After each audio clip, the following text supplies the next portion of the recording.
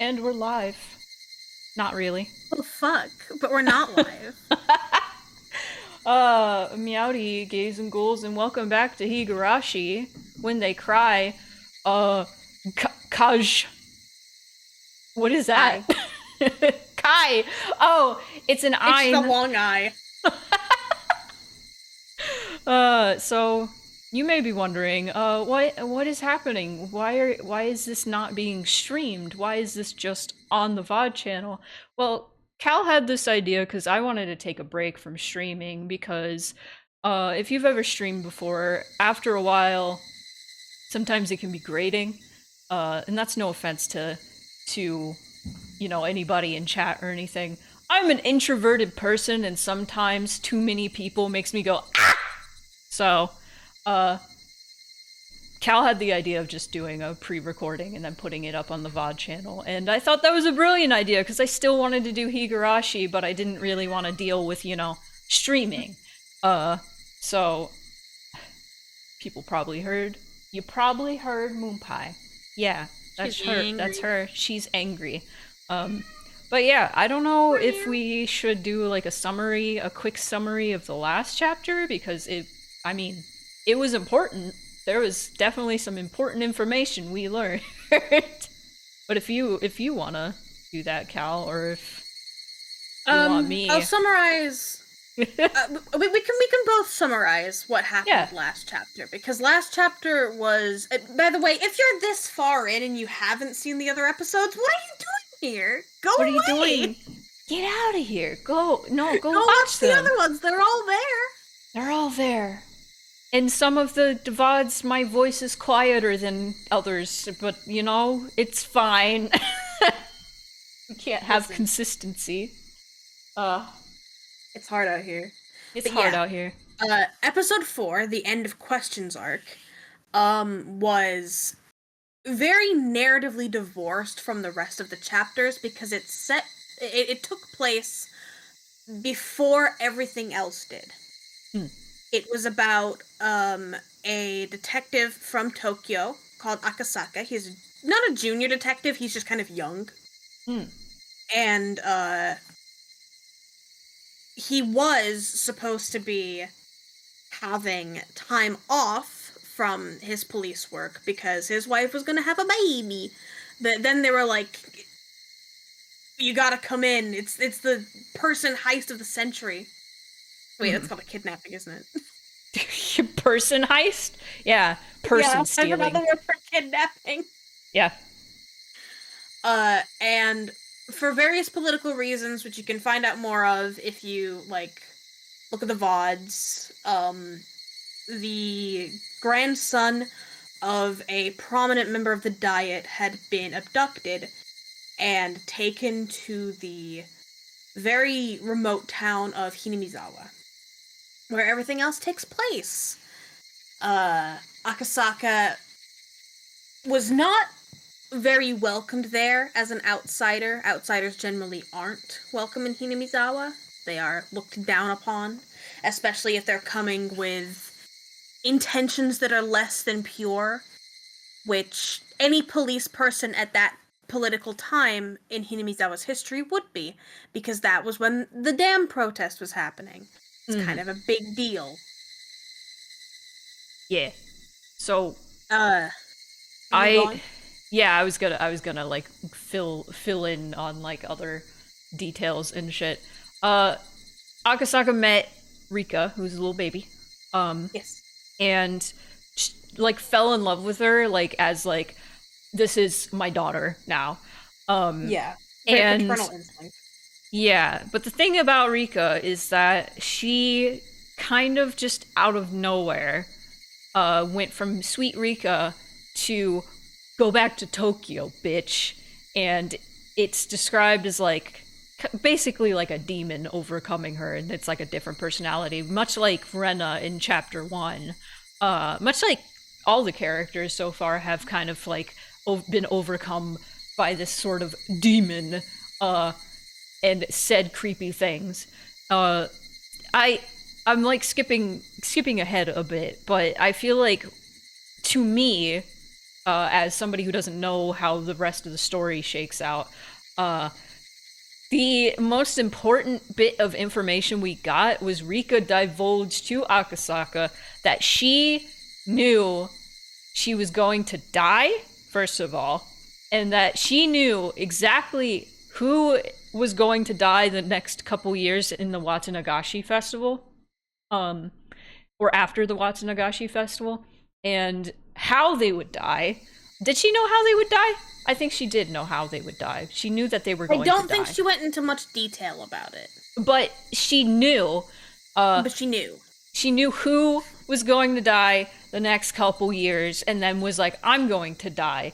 And I remember I had a theory based on that the reason this keeps resetting is because she does not want to die.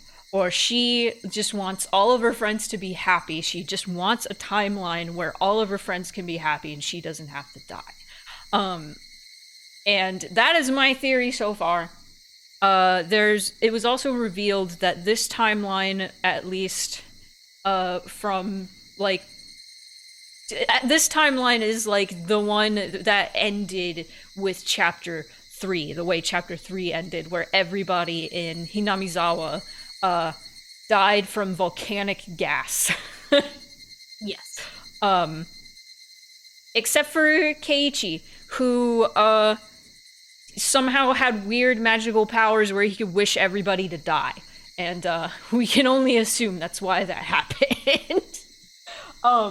Many mysteries afoot. And if anybody who's watching this in the future from now, if you know the rest of the story, don't go putting it in the comments. I'll appear in your house. Yeah, nobody has, I don't think anybody in chat has even, like, I think the one quote-unquote spoiler we got was when my friend was like, it's Shion, baby, and then, like, the next line was like, I'm Shion.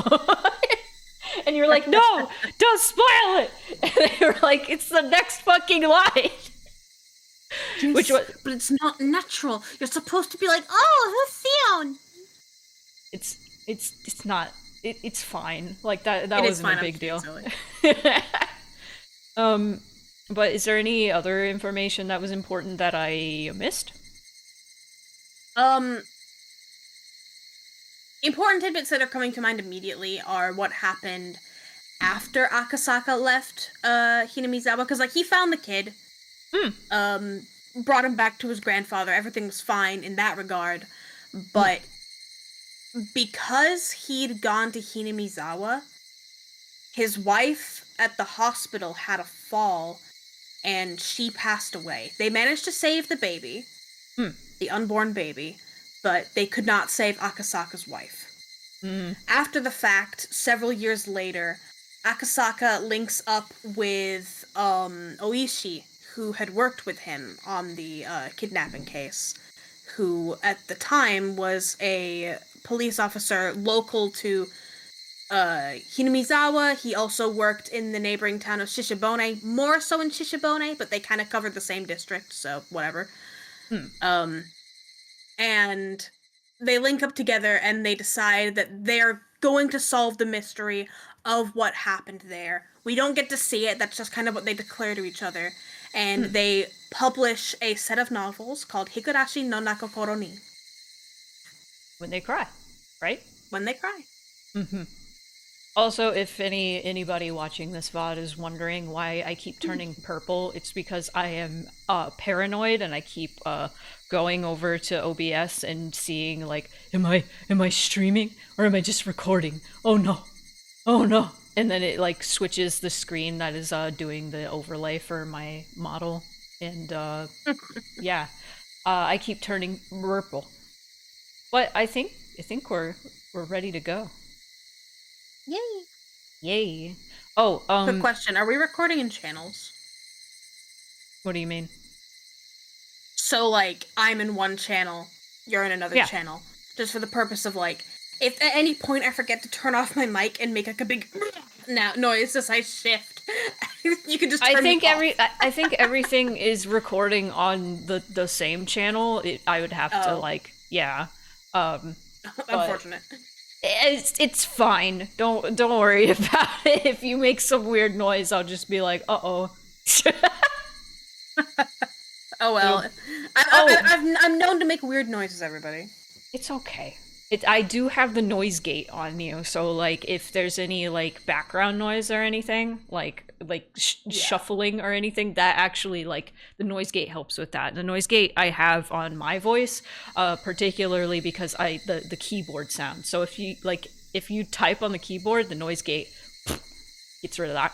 Hmm. It's Good. awesome.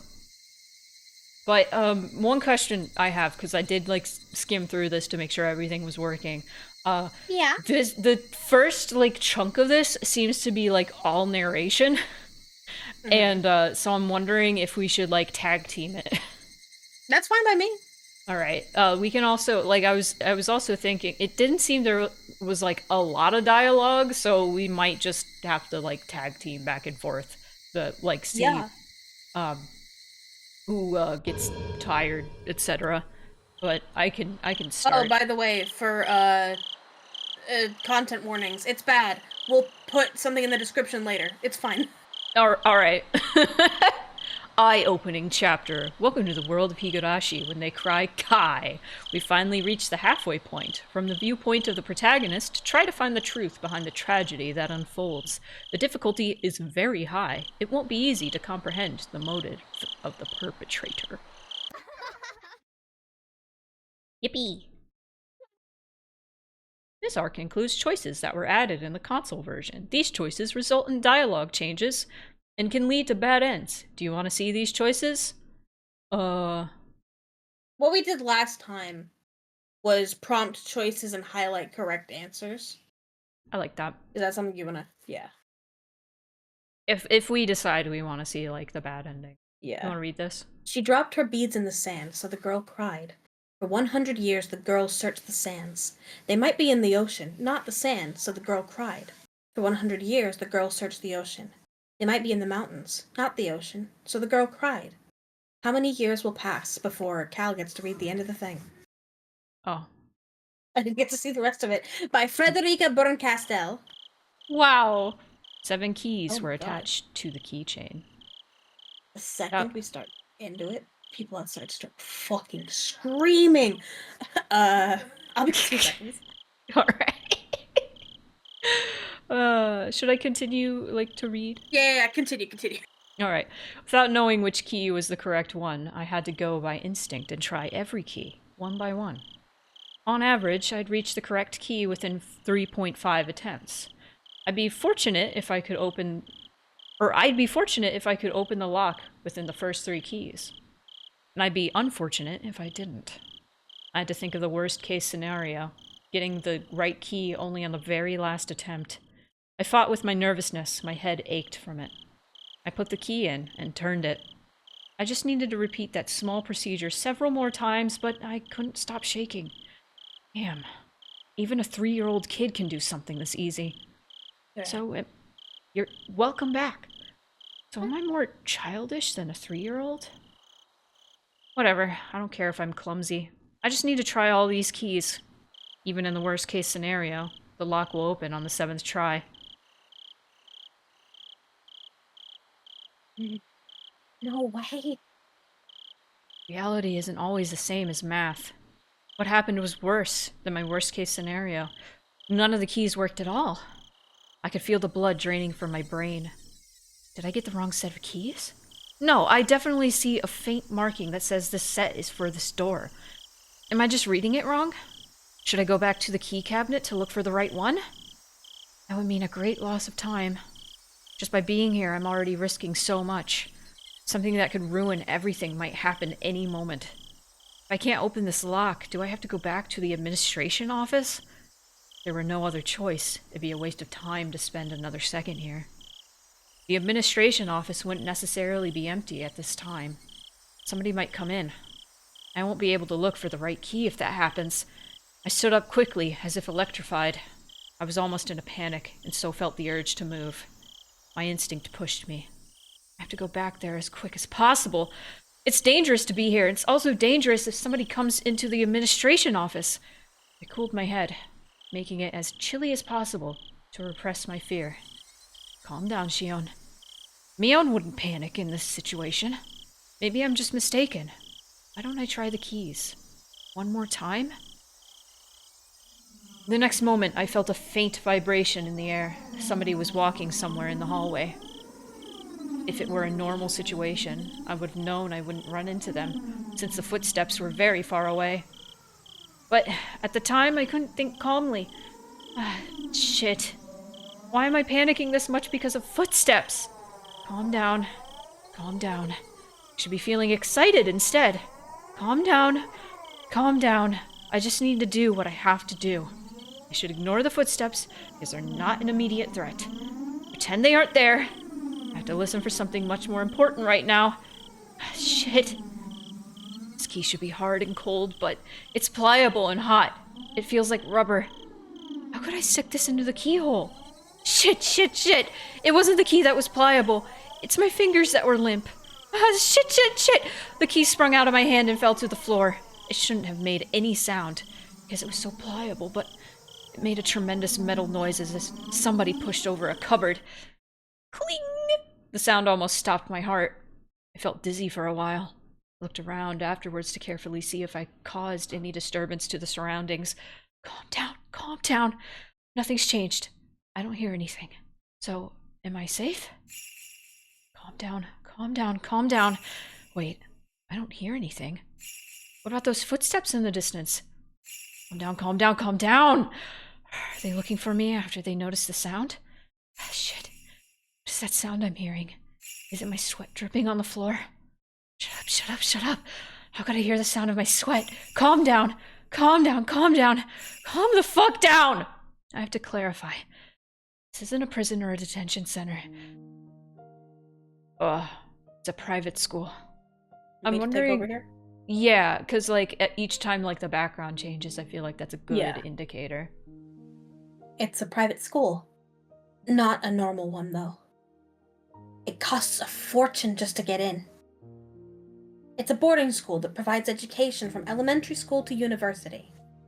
Being for girls only rather than a school, you could say it's a factory that manufactures ladies. What a description. Sorry, adjusting. Some of my classmates here have never even used public transportation. Really, it isn't normal. To me, saying, "How nice to see you," instead of just "hi," is already insane. And calling the teachers sisters gives me the creeps. I 100% relate to saying how nice to see you instead of just hi is insane. But I just really don't like small talk unless it's like genuine. But like when people are just like, it's so nice to see you, and it's like you don't even know who the fuck I am, buddy. I hate the morning and evening prayers, to say nothing of the Sunday Mass. This is a Christian school. I don't want to memorize the Bible passages, and the Holy Ghost gives me a rash. That's very interesting. That's not very common at all in Japan. No, especially not for the time. No.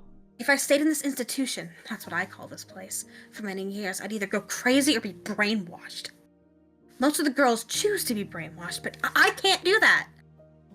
After all, I was more impressed by the political schemes and international trade behind religious propagation than by the love of God, which the Bible teaches. Is it Christian or Catholic? I mean, Christian. The two, basically the same thing.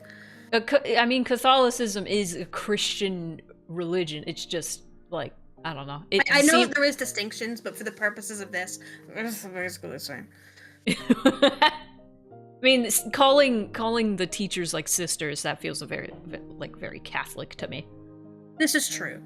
Like they're specifically nun adjacent. Mm. Because of that, I'd been treated as a problematic child from the beginning. Because you couldn't have known what he was writing when he wrote that line. What that would mean several decades later. She's gonna be canceled on Twitter. Problematic. I experienced lots of disadvantages as a result. I realized that quickly, so I superficially pretended to be normal. However, I got tired of acting, so I started to reveal my true self from time to time. I became a problematic child once again. People started to treat me differently once again. It's fun to misbehave. But it wouldn't do anything for me in the long run. So why did I act that way? Why, even though I knew it was going to backfire on me later on? Still just playing Warframe, based. Whoa! After examining my emotions, I realized that I completely had it with my surroundings. I was afraid of being brainwashed in this institution. I can't live here. I won't let them brainwash me! 6 months ago, I decided to escape this place. The moment I made up my mind, I started to feel alive again. I acted ladylike in order to deceive the sisters. Pretending became fun once I'd set my goal. It gave me the creeps when they told me with smiles that it was God's influence that I started to behave religiously. I laughed at them behind their backs. I took on my classmates' duties in order to understand the layout of the school and the schedules of the staff and guards. I soon found out that the security of the school was immensely tight because there were many daughters of important people living there. The guards walked their beat randomly. There were surveillance cameras everywhere. The system that kept out intruders ironically also worked to prevent escapees. But that excited me instead. I simulated how to avoid all the surveillance in my head many times. I drew an escape route in the corner of my notes during class and tested if it worked. I strove to acquire any necessary skills for the escape. It was all fun. After all, the situation was cathartic to me. That's who I am. No matter how hard they tried to brainwash me, I'll never change. I'd been waiting for the moment of my escape, preparing physically and mentally. First, I needed the courage to escape. I had to be confident of the plan. I had to think deeply about it. I also needed skills and physical strength. I imagined all the possible obstacles and trained myself. It was funny because I was finally able to enjoy gym classes, even the long-distance runs. I needed a perfect plan, as well as the physical strength and skills necessary to execute it. Also, supported by those things, I needed determination. I made sure that I had all I needed and executed the plan. You want I to decided to... switch Yeah, over? sure. Okay. Back and forth. Woohoo! I decided to plant a seed in school before the appointed day. The seed was a rumor that one of the male teachers was having a relationship with a student. I won't go into the details now, but that can turn into an enormous problem in this school. The school is limited to girls precisely because their parents want to avoid those kinds of problems. Those parents are mostly important people from various positions. The romance was a fact and was leaked to the public, the principal would have to commit suicide and shame. In fact, even that might not be enough. In the world of girls, rumors spread fast, especially when they're separated from boys and are obsessed with dirty thoughts. So this kind of rumor goes around really quickly. The sisters try to get rid of that kind of rumor, and they warn the students not to be swayed by it. But apparently they're the ones who are most swayed by those rumors. This means that I managed to make them furtively deal with something shady without contacting families or the authorities. So, if I disappeared in these circumstances, it'd look like I ran away with some teacher. All the male teachers would deny it, of course. However, the school wouldn't believe what they said so easily. After all, there's a dirty rumor going around. By the time the school finds out about my escape, after they eliminate all the other possibilities, I'll be somewhere safe. I tried to spread the rumor that I was involved in the forbidden romance as widely as possible. The sisters questioned me a few times, but since the romance was something I'd made up, they couldn't find anything. No matter how hard they tried, they couldn't find any evidence. After 3 months, I was certain that I created a solid foundation. I swapped after-dinner duties with my classmates so that I could adjust my schedule on this day. I was even able to fill them with suspicion about me by doing that. Now they'll definitely suspect I ran away with some male teacher. Tonight was the night. I began my chores after dinner. After lights out, somebody will find out about my disappearance. My generous roommate would probably wait about 10 minutes before she reported me to a sister, but no longer than that. I had about an hour tops. But that's enough for me. I took a step off my regular route. That was the first step toward my great escape. I calmed down and thought, the key shouldn't be wrong. This lock is old and firm. Isn't it possible that I put the right one in, but the lock was just stiff, and I only thought I got the wrong one? I realized that my nervousness was making me clumsy. The gloves that I'm wearing to avoid leaving fingerprints must be getting in the way too. I should try the keys one more time. I picked the most probable one and gently inserted it into the keyhole. It's stiff. If I twist it too strongly, I might break the key. The moment I thought of giving up, I felt something in my fingertips. The key worked. I slowly opened the door. I could hear the crickets. I don't have to hesitate now. But somehow I'm reluctant to step outside. I could still make excuses to this point. It might look awkward, but I still can. But if I take a step outside now, there can be no excuse. If the guards find me, they'll take me to the office immediately. There have been escape attempts before. It's not really so strange. I don't think I'm the only heathen here. It's understandable that there have been people before who couldn't fit in this place. So the school is well aware of the possibility of escapees. Heard rumors about what happened to those who were caught while attempting to escape. I don't want to believe any of those stories, though.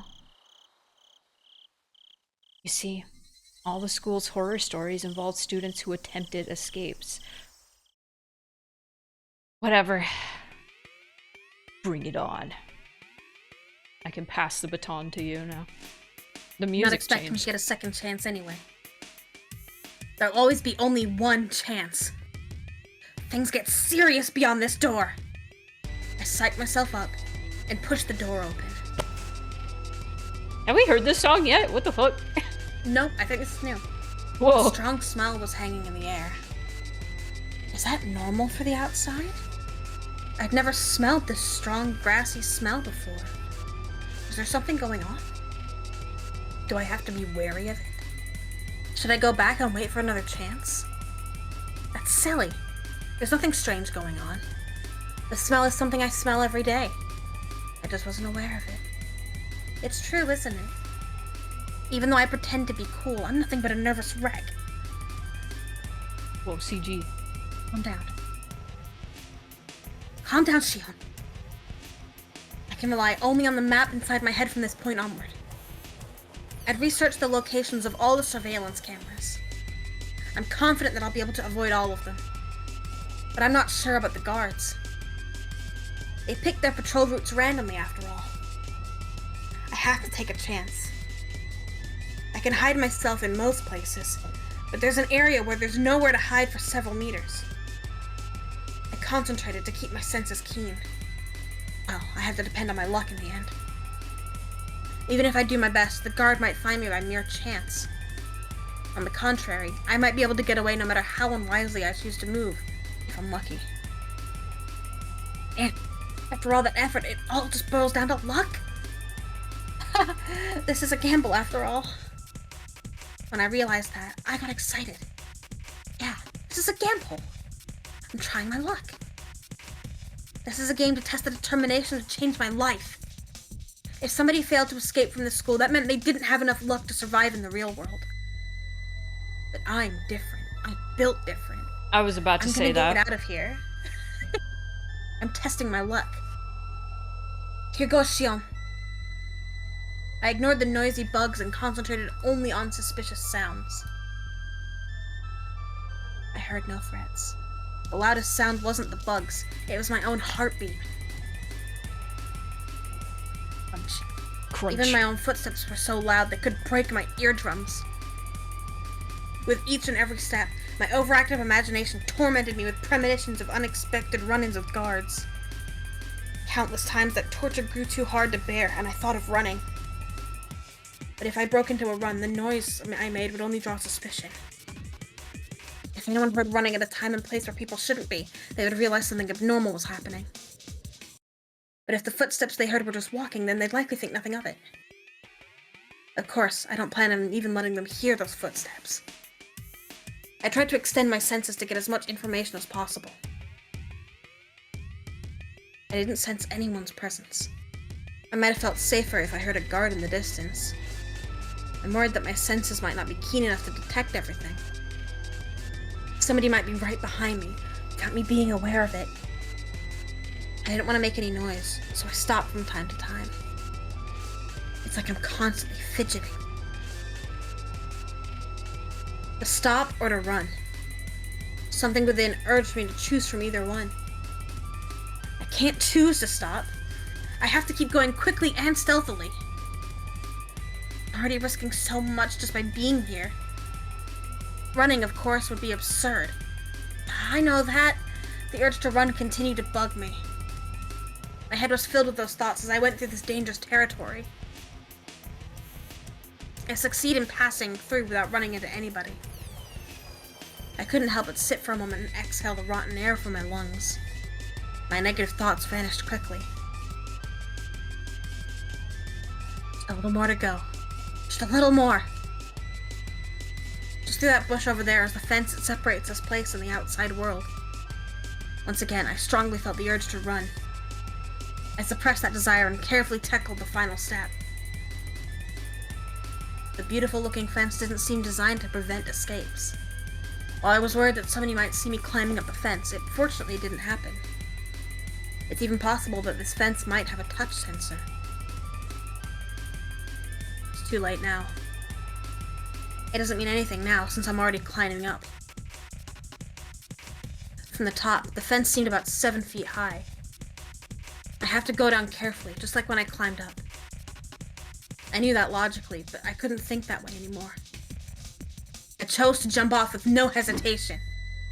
Of course, I regretted my decision during the fall. I got scared because the flight was longer than expected. I didn't land beautifully, I fell onto my butt. But there was nobody around to laugh, and I didn't have time to be embarrassed. I looked around to see if anybody heard my landing. Even the crickets weren't interested in the sound I made. I felt relieved. I looked at my watch. 5 minutes till 8 p.m. It was just a 15-minute escape. Putting a number to it really made it obvious how short it had been. Looking back, most of the time I was just asking myself questions and hesitating. I guess I'd worried too much. But I can't be too relaxed just yet. There's no guarantee that I fooled all the cameras. This place isn't a bank. There won't be any fire alarm going off, even if the guards did see me. It's possible they're rushing this way right now. I can't enjoy the air of freedom yet. I hid myself in the darkness and waited. There's still time left until the rendezvous. Woo! This sounds like an Ape Escape song. Like, the beat... It sounds like a level in Ape Escape. Should we switch here since there was like... Okay, hang on. No. No! I will not hang on. No! I watched the school premises while waiting, but it looked like nothing strange was going on. The building was lit up, and the beautiful Western-style architecture made it hard to believe that it was a school. It should be armed with electrifying wires, searchlights, and guard dogs like the prison it is. I thought I'd experience a surge of school memories in a situation like this, but it didn't happen. That sort of thing only happens when you have good memories. I have no good memories of this school, so there's nothing to remember. But if I could pick a series of images to recall, it'd be the luxurious dinners we had every night. So my memories would be nothing but international cuisine, Japanese, Chinese, French, and so on. What the hell? That's just too funny. I burst into laughter. At that point, I heard a car approaching. It crouched in the darkness. The plate number is the same as I was expecting. That's the car. I jumped out and rushed to the passenger side, then opened the door and got in. Oh, Kasai. Should I be Kasai? Yes. I don't remember. Okay. Nice to see you, Shion-san. The driver was a man of early old age. That's an Have we interesting met sentence. Kasai? Yes, I think so. Okay. I couldn't remember who read him. He'd be angry if he heard me say that, though. He thinks he's still middle-aged. He looked at my face and learned that I succeeded. He smiled. Oh, the air feels so fresh. I want to eat a burger for a start. A woman after my own heart. I heard they serve excellent food in the school, but, I suppose you were served nothing but gruel, huh? No way, dumbass. I was just kidding. Step on the gas if you have time to laugh at me. Step on the gas. Step on the gas. Step on the gas? Step on the gas. As you wish. Kasai really did laugh out loud. After telling me to buckle up, he accelerated. The cathedral-like school disappeared from the mirror in an instant. It disappeared so quick that I didn't have time for a surge of dinner memories. Goodbye, my lovely school days. Ha ha! I'm going to fill my stomach with junk food from now on. I'll forever be free from the table manners you taught me. Ha ha! Serves you right. As we drove, the scenery began to change. Soon we were surrounded by vast fields of crops and few streetlights. It reminded me that this was just the countryside of Japan, not Europe. Are you hungry? Would you like me to stop somewhere to eat? That's okay. I already ate. I lied. I'm actually a bit hungry. I didn't eat much at dinner to avoid slowing myself down with a full stomach. I appreciated Kasai's offer, but I didn't feel like taking the time to eat while we were still in enemy territory. It's late, so you'll find only vending machines at the highway rest stops. Oh, I've heard there are hamburger and oden vending machines nowadays. Huh? What the hell? Will I dispense a cup and the ingredients like a coffee vending machine? That's gross. I don't think it's like that. It usually comes in a can. Sorry. I can't stand canned food. Imagine canned hamburger. Ooh. Still? I've seen a canned burger before. It is... Like a burger patty? It was a full assembled burger. They're called it's something like hiking burger or traveling burger or some shit like that. And the idea of them is that like you take them while you're out hiking. Mm-hmm. And it's just a fully assembled burger that you can have in your pocket in a can. But it looked so dry and so nasty. Yeah, no, I also cannot stand canned food. The only things I will accept as canned is like beans, like particularly like chickpeas, black beans, kidney beans, etc. All sorts of beans like that. Green beans? No. Fuck green beans in a can. Fuck corn in a can. Fuck that. Tomato sauce too, like tomato paste. That's fine. That's fine in a can. Fine. Vegetables, otherwise, and like, no. Anything from a can makes me upset. Soup from a can? Fuck that. No! You said that like a horrific line. Soup from a can! Soup from a can? No. I thought you might have grown out of it. I haven't because I can't. Can't. I can't. Shut up. Why are you laughing? Cause I chuckle. He must have been trying to help me relax. He isn't usually so talkative. I'm exhausted. I'm gonna get some sleep. How do I recline this? Look for the lever on the lower left part of the seat. Can you find it? Oh, here it is. Here I go. It's the eject button, and she just out of the car. Kasai laughed again. Did I do something funny? No, it's just that the way you talk sounded like Mion-san. Well, obviously. Mion and I are identical twins. We're perfect copies of each other. When I react to something, so will Mion. When Mion reacts to something in a certain situation, I'll react the same way.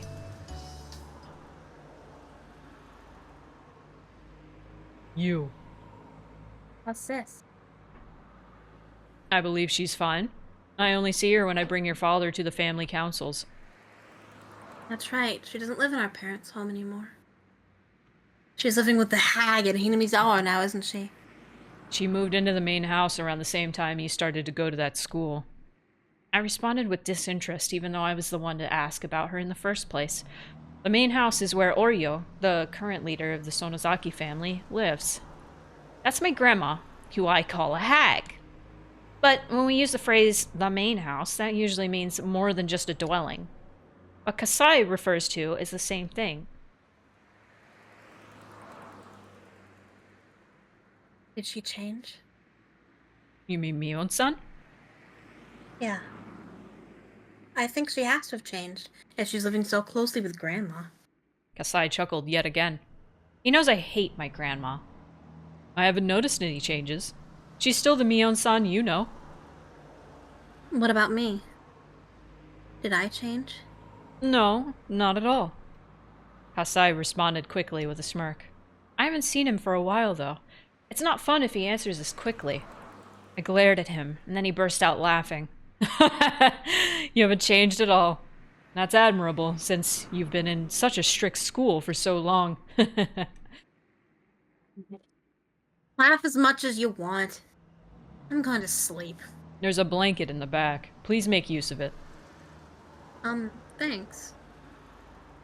I grabbed the blanket and rolled up in it.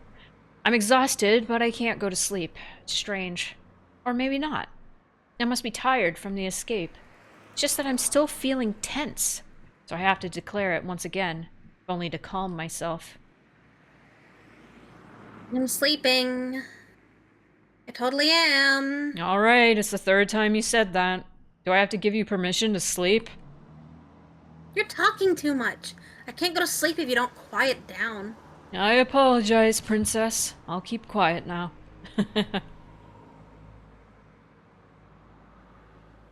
This interaction with Kasai reminded me of the old peaceful days in Okinomiya. Well, I don't really know if I could call those days peaceful. We were in the middle of the dam protests back then, after all. We all united together, and now that I think about it, we pulled a lot of pretty dangerous stunts. The authorities... She's so loud. The authorities ever find out what I did, I'd never escape going to juvie. Well, at least half the people in Hinamizawa would be off to prison. We didn't think of them as criminal acts, though. It was a war. You ever hear of war crimes? Might also have been a festival. A festival where every person in Hinamizawa joined together in protest. It was a struggle, but it was also fun. It was fun to throw stones at the riot police with everybody. Damn right. It was fun to throw rocks at the cops. Oh. Damn motherfucking right. Oh, I also just realized the ad thing is still... It's fine. It's fine. We hid ourselves in somebody's home when they chased after us. We'd even go crowd around the police station demanding the release of our arrested comrades. When we snuck into the construction site and sabotaged it, it felt more like we were playing at war than conducting one. I got so excited back then. I felt united with my fellow members, even though they were strangers to me, and that memory warms my heart. Yes, the way it felt back then was like helping everyone to carry a sacred palanquin, I think that's how you say that, through the village. Nope. How do you say that? Palanquin. I've never heard of that word. Through the village. Palanquin. You ever see those, like, elevated, closed throne rooms that people carry through streets? Like, you'll have 4 people carrying it. Oh, that's a palanquin. Yeah. Yes. Okay. I didn't know that had a word to it. Through the village. Getting all sweaty and exhausted together. Hopefully I'll remember how to say that if that word ever comes up again in my life. Till we all collapsed face first on the ground and shared our excitement and cheers with unfamiliar faces over tea. I was just a kid back then. You still are, baby. Little girl. Small child. I remember accompanying young men who worked for my dad out to the village to do various bad things. I was arrested a few times. It didn't feel any different, though, than when I was called to the teacher's office for forgetting my homework. The other villagers were furious about the dam project, but for those of us who were kids at the time, it's a pretty fun memory. All that came to a sudden end a few years ago. It wasn't only the power of the protest that ended the dam construction project. The Sonozaki family and my dad's organization had worked secretly in the shadows. This is top secret information in the Sonozaki family, but it said they may or may not have kidnapped the Minister of Construction's grandson. in order to blackmail him. The grandson was found a few days after the abduction. The grandson. Grandson! He was found in the mountains of Yagochi. He didn't simply disappear. He wasn't demoned away. That means some kind of deal was made secretly. A year after that, the dam construction plan was halted indefinitely. The police suspected the villagers' involvement and investigated. But they couldn't find any leads. The villagers never betrayed each other. They'd do anything to protect their fellow man. They fabricated fake alibis and fake evidence. It was easy to deceive the police. Ugh. Gah! Car suddenly shook, snapping me out of it. It must have run over a bump or something. I suddenly realized my expression was a very happy one for some reason. Ah, I must be looking forward to going home. Shion-san, are you awake? What is it? Would you like me to take you to the house in Okinomiya? Where else would you be taking me? I answered straightforwardly with a frown. Kasai then also chose to reply straightforwardly. It was the family head who decided on your enrollment in St. Would it be Lucia? Lucia? I think the actual island that it's based off of is St. Lucia, but in the anime they pronounce it St. Lucia. I'm pretty sure, if I'm remembering right. If it's Italian, which it might be if it's a Catholic school, it would be Lucia. Yeah. I'll say Lucia. Or Lucia. Lucia. I like Lucia, actually. St. Lucia. And you ran away from there. You do understand the situation you're in. The school grandma chose didn't fit me, that's all. Shion-san? I know, shut up. As the head of the Sonozaki family, the Hag's decisions are absolute. They're nothing like, say, the 3-second rule. Worse, the decision to confine me to an academy far away from the Sonozaki family was made before I was even born. Shion was the name they gave me. My sister Mion has a character that means demon in her name. That was to signify that she's the successor of demons. In other words, she would be the successor to the Sonozaki family and its demonic bloodline. What's wrong? Are you okay? That was just like so. That was the way she just suddenly. She's just sitting in the middle of the room and started yelling. So I'm like, oh, baby. Are you okay? What's wrong? Let me check you. Are you okay? What's wrong? What's wrong? I think she just wants attention. My name Shion has a character that means temple in it. Oh my god.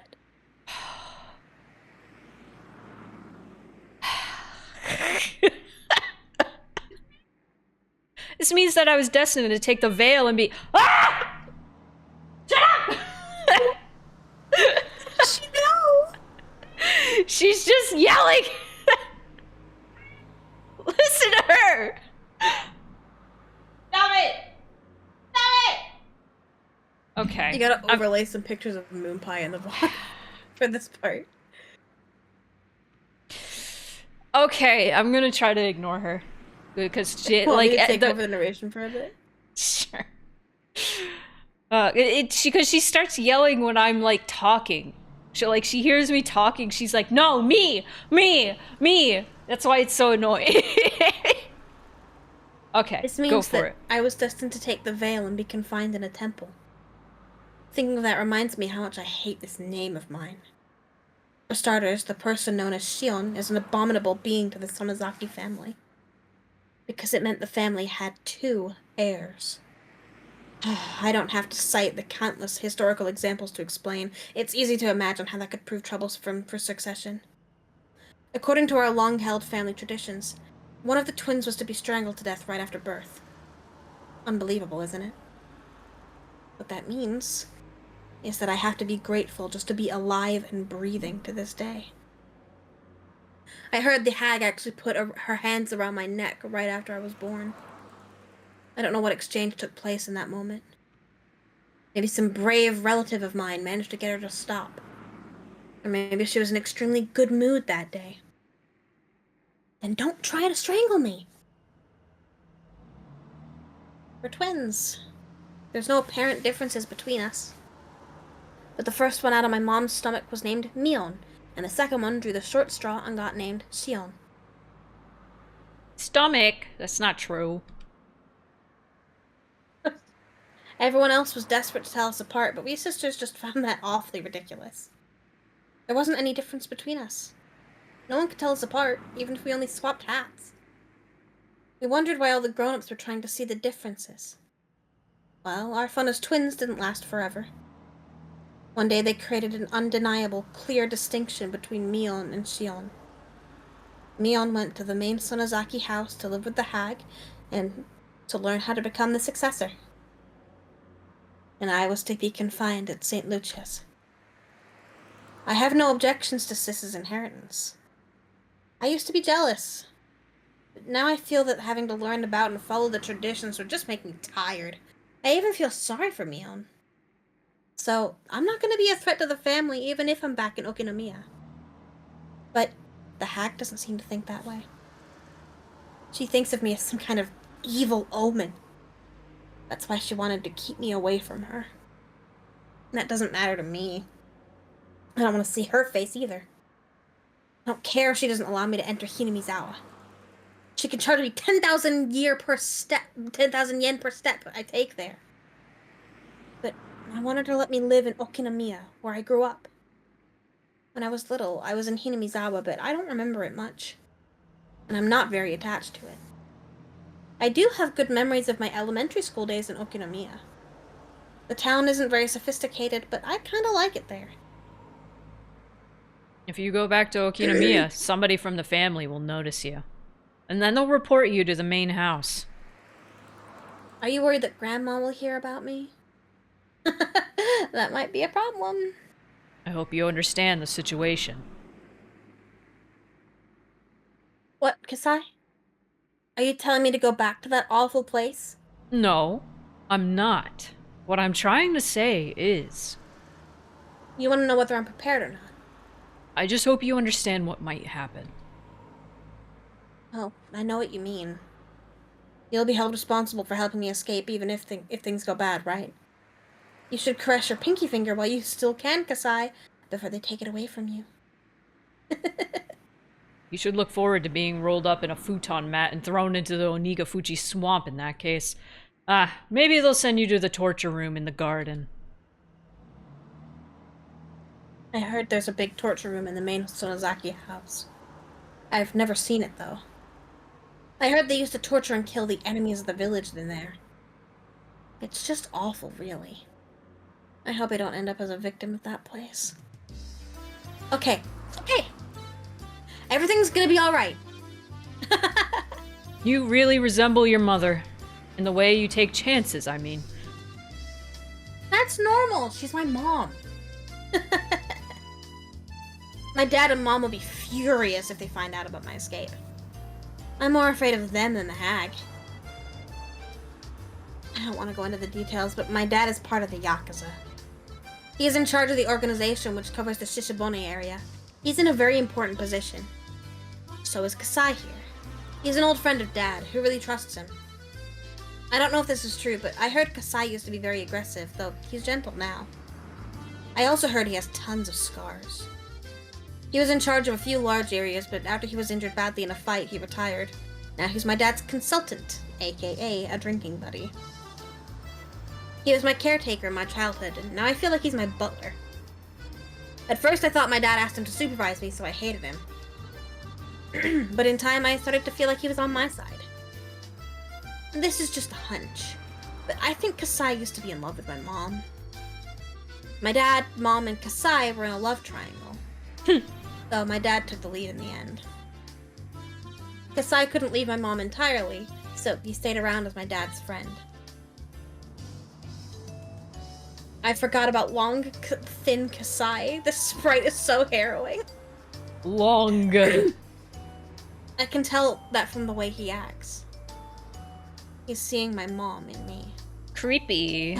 That's why he says I look like my mom every now and then. It kind of gave me the creeps at first, but he isn't the bad guy at all. He's actually pretty funny. I only found that out after I got used to him. So when I thought about escaping, I naturally turned to him. I contacted him in an early stage of my plan and arranged to meet him today. You could call him a conspirator. It's not surprising he's worried about my return to Okinomiya. Considering the rules and traditions, cutting off his pinky finger isn't too far from reality. I might be rolled up in a futon mat and thrown into the swamp for real, too. Even so, there's only one place for me to return. I'm going to Okinomiya and nowhere else. That's my hometown. This might be a kind of homesickness, but I don't care what it looks like. So, what are you going to do? The Sonozaki family is everywhere. Well, I'll lay low for now. If somebody sees me, I'll tell them I'm Mion. And then what? Then, after things calm down a little bit, I'll start talking to my closest relatives. I know they'll be on my side. I know some people who covered for me when I had a fight with my dad once. I see. You're trying to create a... Oh, is that French? Oh. Yeah. I think it's fait accompli, but I don't know. Yeah, I think it might be fait accompli. I'm not sure. I think you're right. Fait accompli!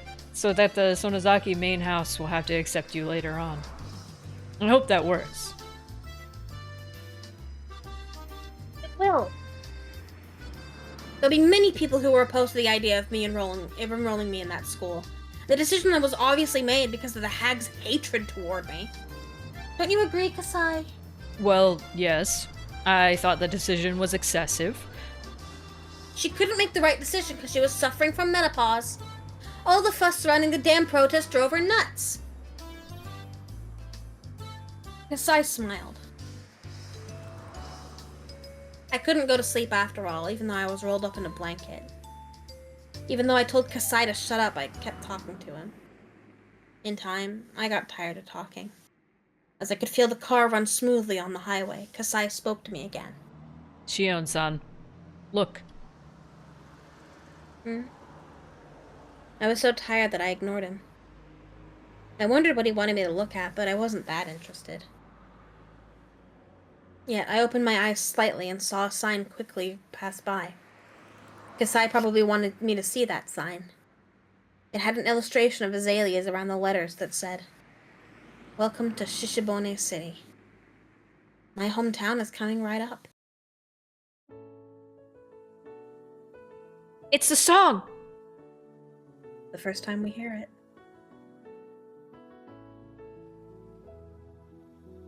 It's that da da da da da da da da da da da da. That's it. Wow. This uses elements of that song, but that song is called You. You. Yeah, it's similar. It's not quite the same.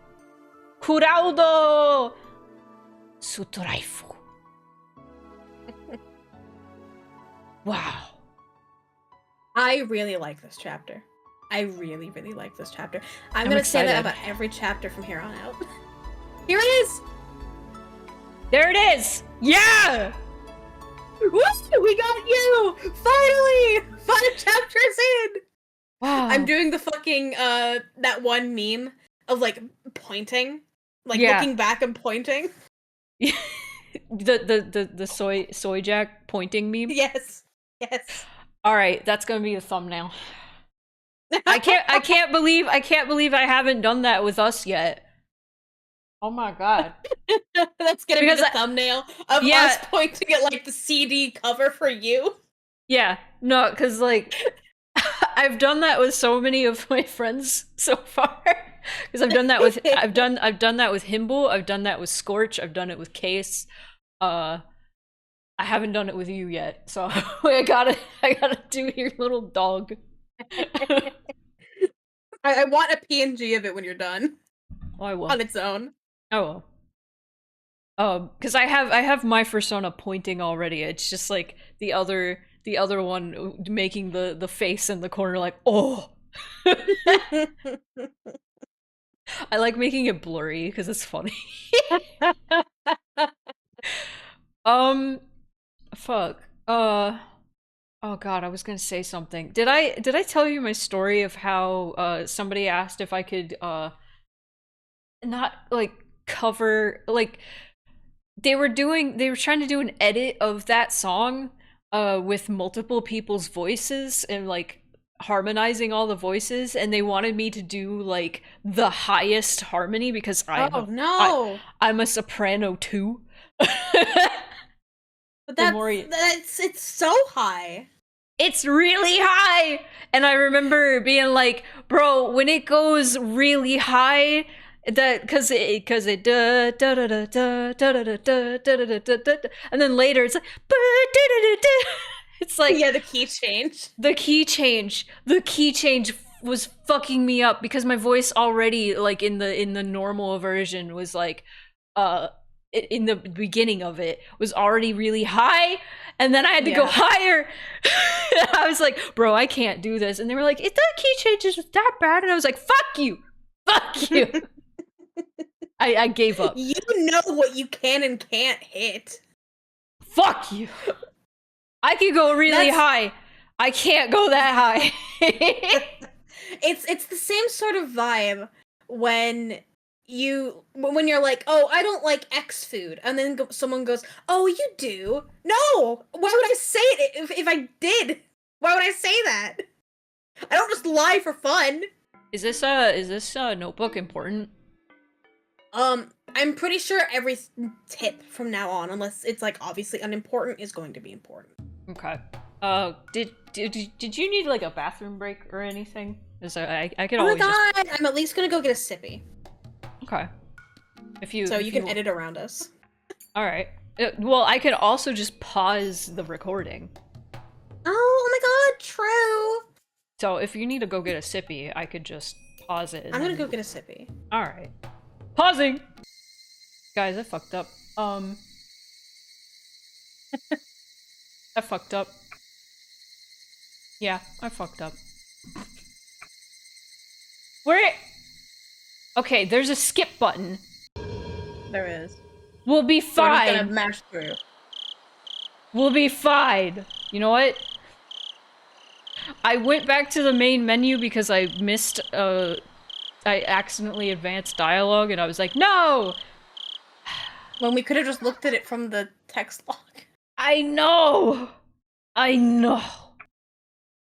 Well, while we're here and going through this, the music that was playing during that tip, I wanted to point out, like, while the camera was off, I said that it sounded like Donkey Kong music, and Spoonie said it sounded like Mario music, but I figured out what it actually sounds like. And it sounds like Zelda Wood Temple music. Wait, is that the... Oh. I'm trying to, like, imagine the song in my head. Like, the weird Like, echoey there's music? various, like, forest temples and wood temples. I'm just meaning, like, a generic wood temple. Oh, but, okay. like, Zelda games often use, like, that kind of vocal instrumentation for, like, those kinds of places. To give, like, I don't know, like a tribal vibe, quote-unquote. Tribal vibe. Thank God for, persistent data. Thank God. It's able to skip through all this because of, like, it's like, oh, you already played this. Thank God. And while we're on the topic of music that sounds like other music, I wanted to illustrate today that there was a Nintendo 64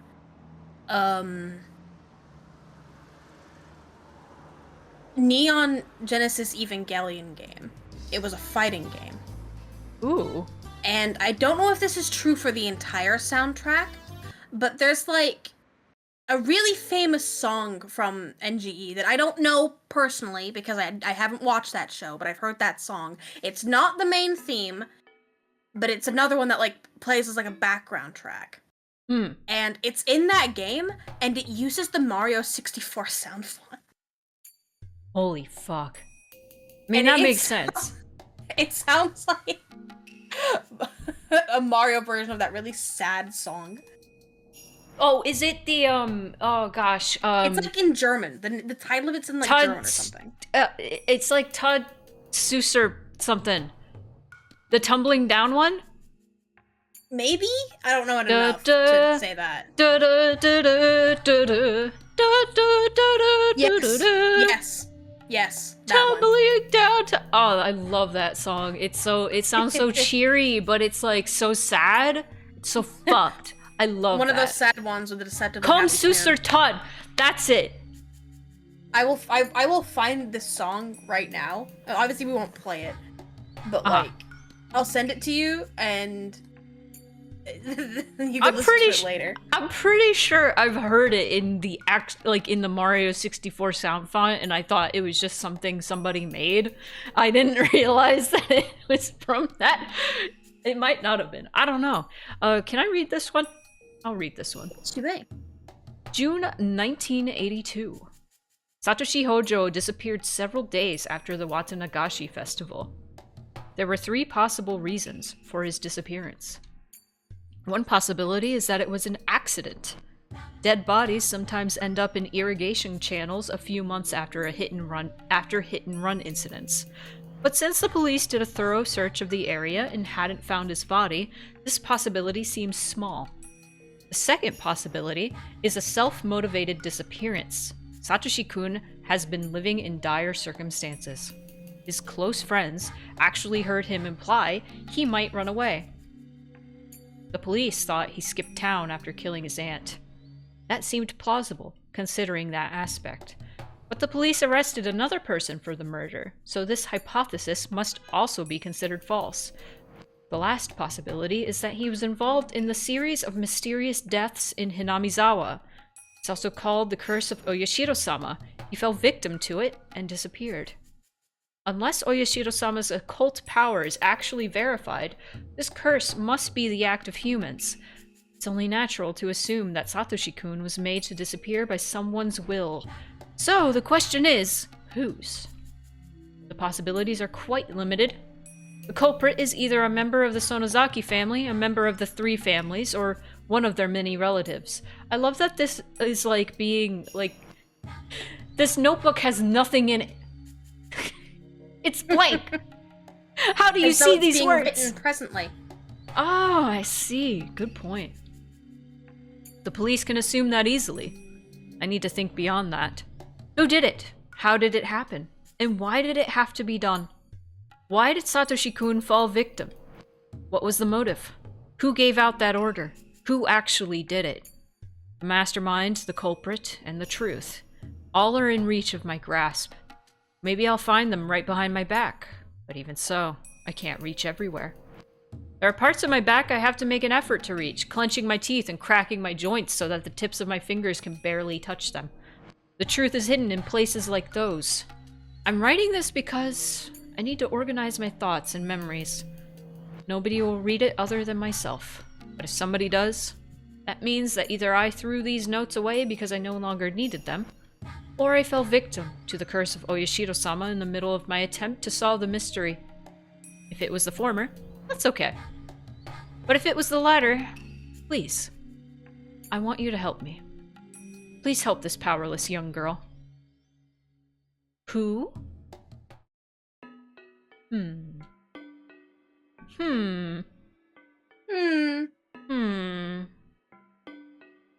I have thoughts, that could be Akasaka's... oh, it's this... it's a song. Hips menu version of you. What the fuck?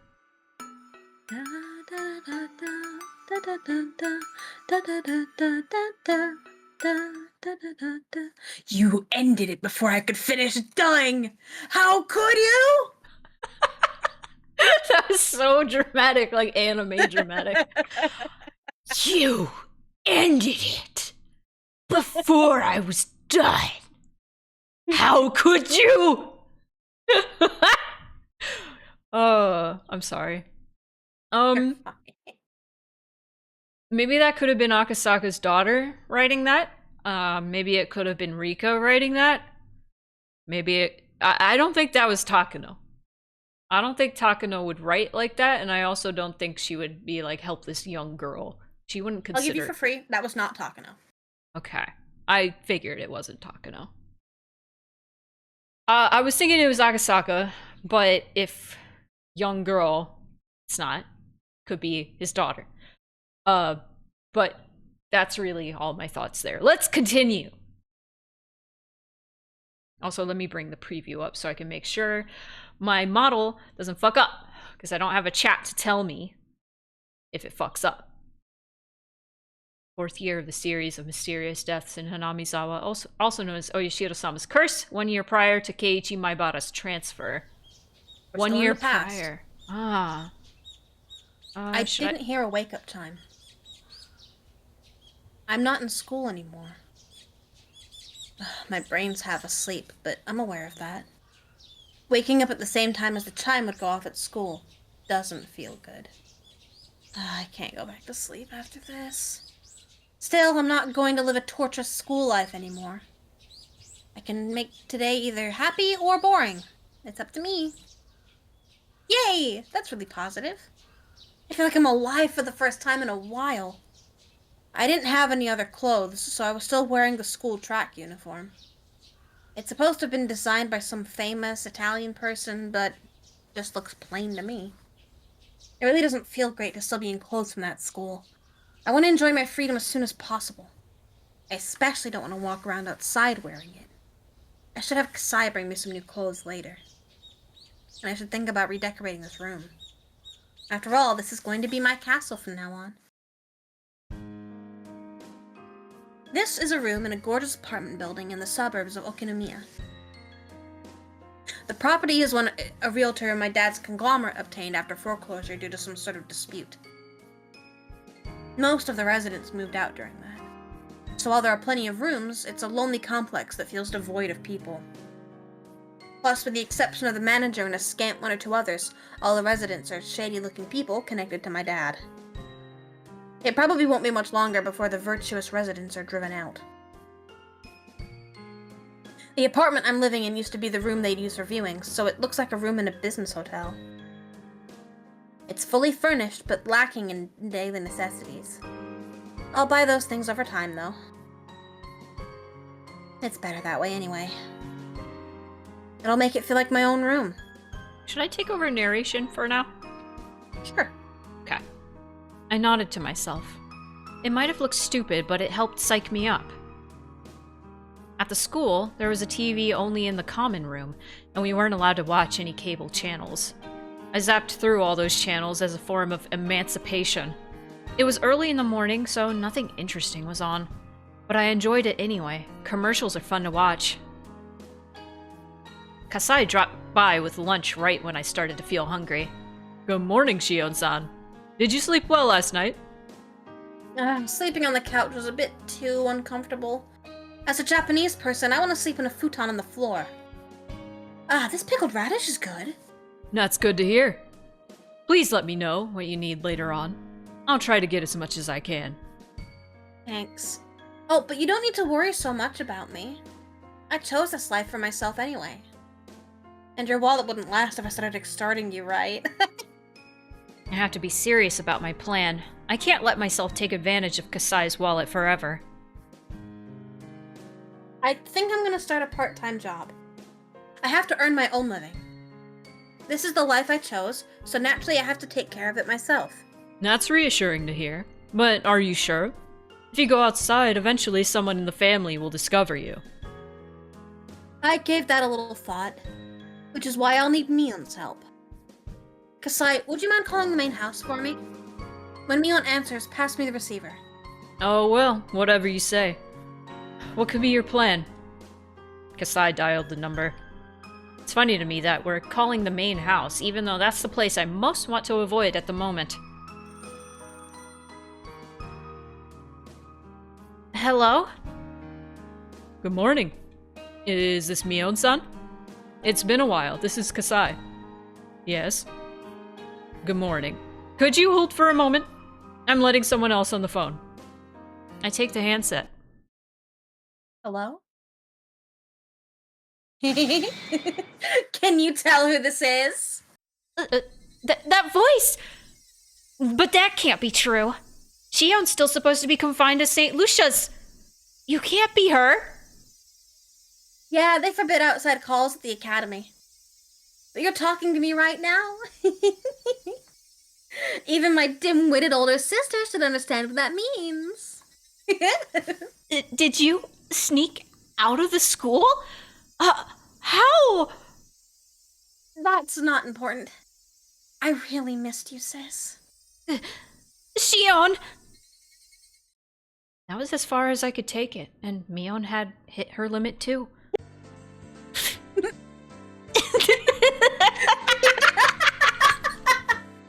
We both burst into laughter, unable to keep up our act. It's been a while since we laughed out loud with each other like this.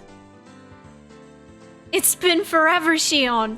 Seriously, what's happened with you? There's not much else to it.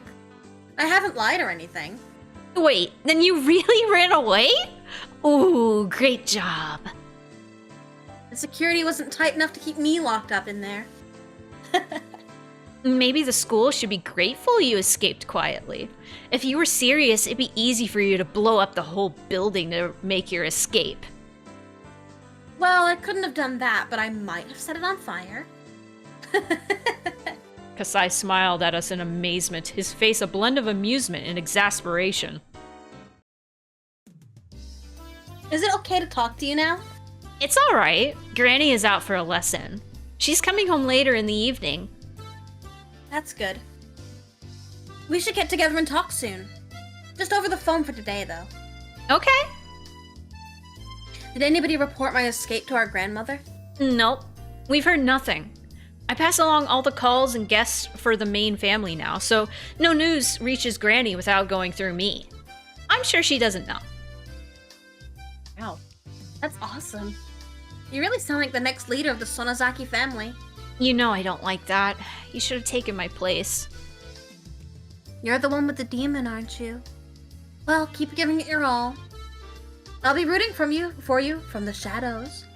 Anyway, that's not important right now. You sound so indifferent. Well, that's okay, I guess. If you hear anything about me, give Kasai a call, okay? I'd like to give you my number here, but I'll keep it a secret for the time being. Sorry. Alright. If Granny hears you fled the school, there will be all kinds of trouble. I'll be on the lookout for now, and I'll let Kasai-san know if something happens. Thanks. I also have a favor to ask. I figured you would. Oh, money's out of the question, okay? I never thought I could pester you for money. I just want to ask you a little help with my part-time job. I see. So that's it then. What exactly do you need? We can communicate fast in a situation like this. We don't have to get into details because we know what's on each other's minds. Uncle Yoshiro's on my side, isn't he? I'm gonna try and see if I can get a part-time job at one of the businesses he owns. Then I'll call you when I know my shift. So I just have to disappear while you're working, right? That's a little taxing. What are you saying, sis? Are you turning down your only sister's request? Seriously? Alright, I'll do it. I wouldn't want to see how you'd retaliate if I turned you down. Thanks. I'll buy you a cake from Schlanke Bertha's. I'll throw in tons of pretty tarts, too. Shion, Shanke Bertha closed last fall. Huh? Oh, is that so? Yeah, the owner had a stroke. He reopened the store once, but he got sick again. So he had to shut it down. I see. That's a shame. I won't be able to eat their Mont Blanc cakes to my heart's content anymore. I was disappointed that my favorite cake shop had closed down, but more so that this town had changed without my knowing while I was gone. It was kind of regrettable. Are there any other changes I don't know about? Yeah, there are some. I'll tell you when we meet up next time. Thanks. I'll tell you about my school life. Let's set a date. I'll call you. Alright, I'll see you then. Mion, What is it? how are you? I'm fine! I'm glad to hear that. I'm hanging up now. Okay, see you. It's really been a while since I last talked to her. I put down the phone and heaved a sigh as Kasai brought in some tea. So how'd it go? You remember Uncle Yoshiro, who was in favor of me staying? I'll talk to him about my escape and ask him if he can hire me to work at one of his stores. Are you sure? Some other relative might find out. That's why I asked Sis a favor. I'll contact her when my shift is set. And she'll disappear while I'm working. Do you get the picture? Kasai looked puzzled. It's not really that difficult to grasp. It's simple. If somebody finds me at work, I'll tell them that I'm Mion. You get it now? Normal people wouldn't buy this kind of plan. But Kasai knows too well how easy it is for my sis and me to trade places. That's audacious. Or shrewd, I should say. I'm impressed. Is that a compliment, Kasai? Kasai looked amazed. If things go south, it'll affect him too. Considering the rules of my dad's profession, he won't be able to get away with just a mere apology. So he doesn't want me to do anything too risky. I think I have to make it up to him, since he helped me escape, even knowing that risk.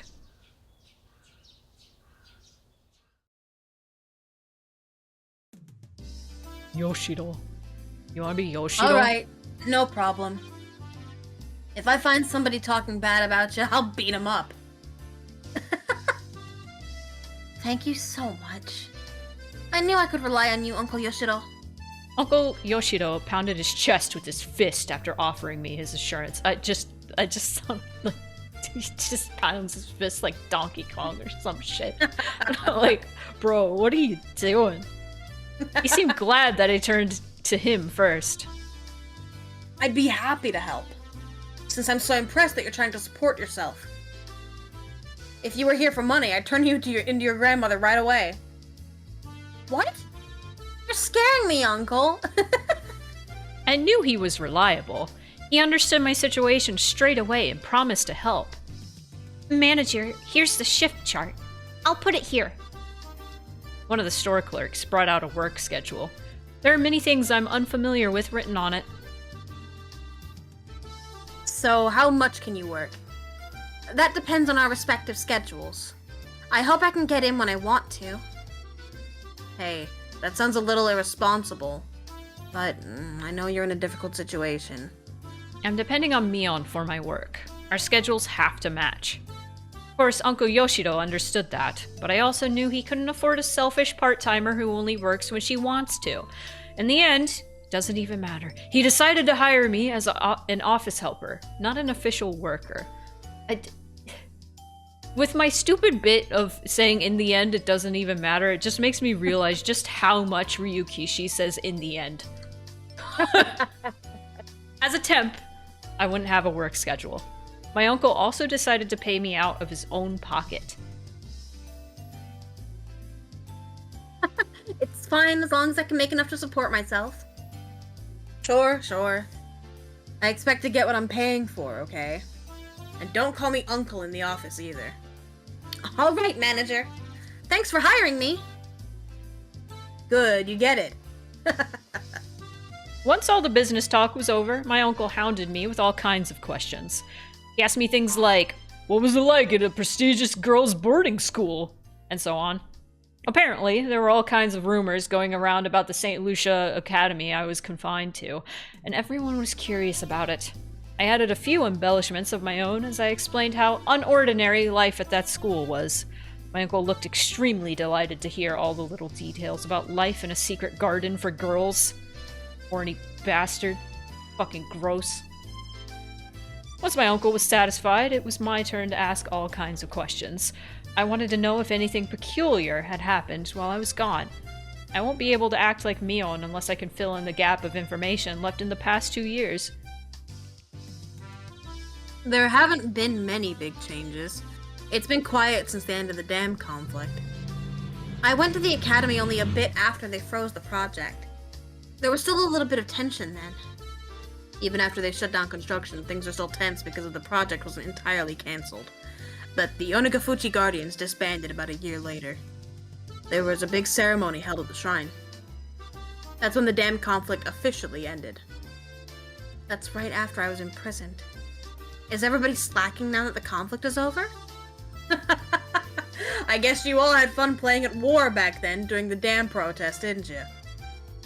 Try to imagine how much suffering the adults went through every time they had to come pick up their kids from the police station. Well, I can't deny that. It was like a festival for us. Uncle Yoshido seemed exasperated at how differently kids and adults treated the conflict. Oh yeah. There was that dismemberment murder, wasn't there? The one where that fucking jerk of a construction manager got split into pieces. Language, Shio. I love how different she is from Keiichi in that regard. And from Akasaka. Yeah. Yeah. Like, she swears a lot. Also, Keiichi very rarely says fuck when he does swear. It's always like shit or damn or ass or shit like that. Mm-hmm. It's pretty much just Shion who's like, fuck, fuck, fuck. Fuck. Fuck. Good. They still haven't caught the culprit behind that, have they? Did they finally catch him? Come to think of it, I don't think they've caught him yet, no. It happened on the night of Watanagashi, didn't it? I remember everyone making a fuss about it being Oyashiro-sama's curse. That was pretty scary for us kids. Yeah, Oyashiro-sama's curse. That happened the year after, too. That's right! That was scary too, wasn't it? Who was it again? That guy who supported the dam died in an accident, right? Hojo, wasn't it? And it happened on the day of Watanagashi once again. Everyone went crazy, saying it had to be a curse. That was horrifying. Definitely. Oh. The construction manager that everyone hated was killed and dismembered on the night of the Watanagashi festival. That incident, on its own, was more than intense enough for us kids. Worse, part of his body was never found, which made it almost a ghost story amongst us. We seriously believed that the severed right arm was roaming in search of the body it belonged to. Making like a small, like, thankful prayer that we're not streaming this right now. After saying amongst us. It didn't take long for the rumor of Oyashiro-sama's curse to become a topic of discussion among occult researchers and the like, considering the circumstantial factors. Even so, the rumor faded away after about a year. After the dam project was officially frozen, we held Watanagashi purely as a festival. But the curse struck again. The victim was a pro-dam activist who lived in Hanamizawa by the name of Hojo. He and his wife were on a trip when they fell from a cliff to their deaths. It was considered an accident. Technically, police were still searching for the wife's body. If I remember right, they never did find it, did they? Once again, the man most worthy of Oyashiro-sama's curse fell victim on the night of the Watanagashi festival. So the fuss over Oyashiro-sama's curse rose up again. Until then, Oyashiro-sama wasn't considered very important. At least in the world of us kids, it was just the name of the object of worship in the shrine. Nothing more than that. I'd seen boys peeing on the archway, and I once stuck my hand in the offertory box. Offertory. The existence of a god didn't matter much to us. But after 2 consecutive occurrences, the kids no longer doubted the existence of a curse. We were all shaking in fear of Oyashiro-sama. Everybody suddenly became interested in the old stories about him, too.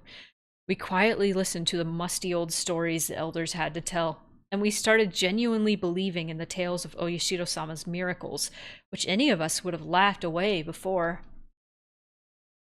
Oyashiro-sama's rules were awfully simple and clear. Enemies treading into Hanamizawa will be cursed. Villagers leaving the village will be cursed. What defined the village was terribly vague. Were we never allowed to leave Hanamizawa village? Was going to Okinomiya still safe? Was a single step enough to be out? Was a 3-day, 2-night hot spring trip still safe? We kids tried to draw a line. It was decided in the end that if you had a house in Hinamizawa or Okinomiya, you were safe. It was decided in the end, it doesn't even matter. And it was okay to go on trips if you had a house in either area. I read that and I was like, wait! I need to reread it. I know it's weird, but those rules were made up by kids after all. According to those rules, I'd be cursed, since I lived at a boarding school in such a remote area. I couldn't say it out loud because I felt embarrassed, but in fact, I was a little scared of the curse. Yeah, it happened again the year after. It sure is scary when it happens 2 years in a row. I still believe in Oyashida-sama's power. Shion-chan, what are you saying? Don't you know? No? About what? Oh, right. You went to that school before it happened. That's why you don't know. Uncle Yoshido grimaced as if he said too much, as though he'd mentioned something I shouldn't know about. What is it? You can't leave me hanging like that. Well, I think you're mature enough now. Hey, if you think my body looks underdeveloped, you should see an eye doctor. Either that or you're a pedo. Jesus Christ, Shion. Okay. I'll talk. Jeez. It happened again the year after that. What happened? What are you talking about? Tick.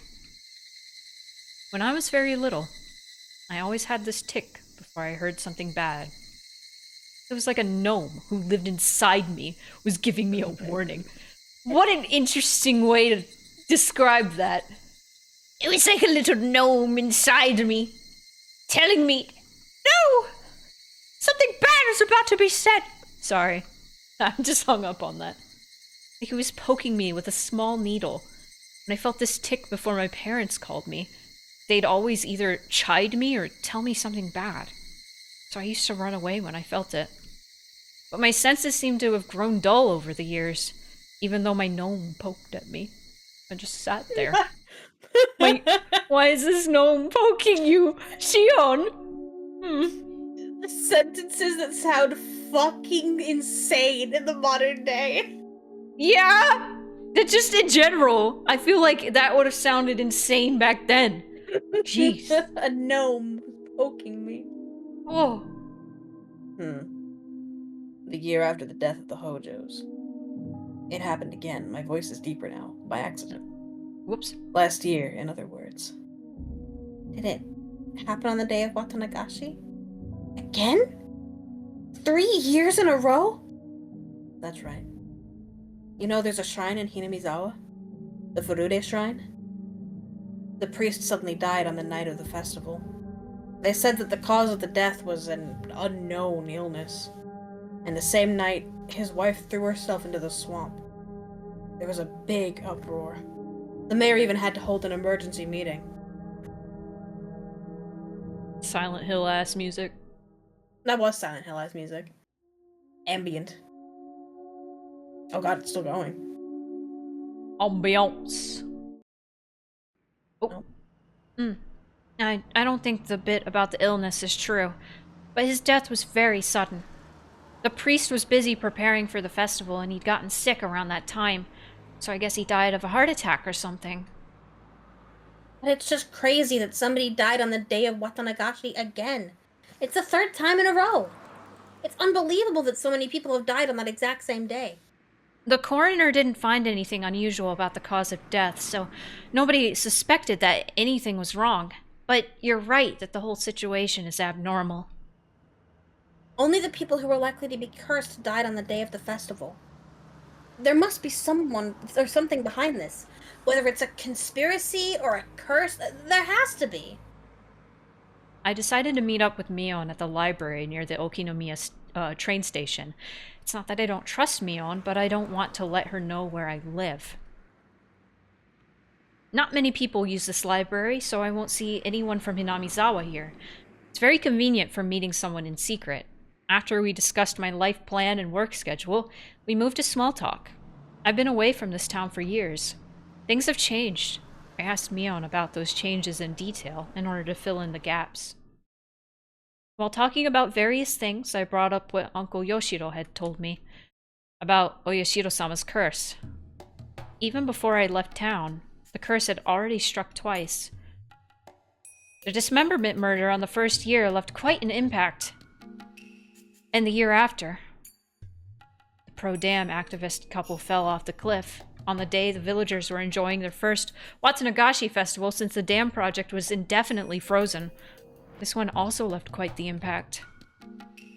The evil construction site manager was punished, and the next year, the traitor to the village met the same fate. If it had happened, it's just fucking Mario. If it had happened only once, people would have concluded that it was just a bizarre coincidence. But when it happened 2 years in a row, people were far more likely to believe it was a curse. I know up to that part, and after I left town, the curse struck again for the third time. People talked about the curse more intensely than before, both in Hinamizawa and Okinomiya. I have to rethink this. Oyashiro-sama's curse has drastically gained credibility while I was away. It was still unclear with the first 2 incidents, but after it continued for 3 years straight, people's doubts changed to convictions. Even though the priest who died on the 3rd year wasn't an enemy of the villagers, the fact that people in Hinamizawa didn't care for him much added even more credibility to the idea. Wasn't the priest hated by a few? Especially by the committee members? Yeah, they criticized him for being a fence-sitter.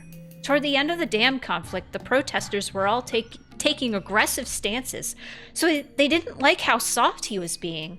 I miss her gun. Every time I see that sprite. The priest had looked strict and scary. The way he spoke was always so formal, but in reality he was very warm and reserved. Maybe it was because he was a son-in-law, having married into his family. I'm sure the priest and his personality were the perfect fit for managing the shrine that was used for summer festivals and village meetings.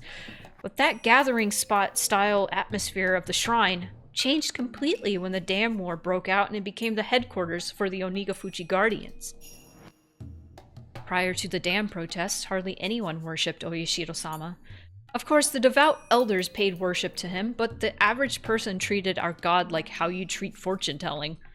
Once the dam protests began, Oyashiro-sama was suddenly hauled out as the symbol of the village's resistance. Tracing the Oyashiro-sama faith back to its roots, it was an exclusive, elitist faith that believed its members were descended from a holy ancestor, different from the masses at the foot of the mountain, and that those tainted masses should never come near the village.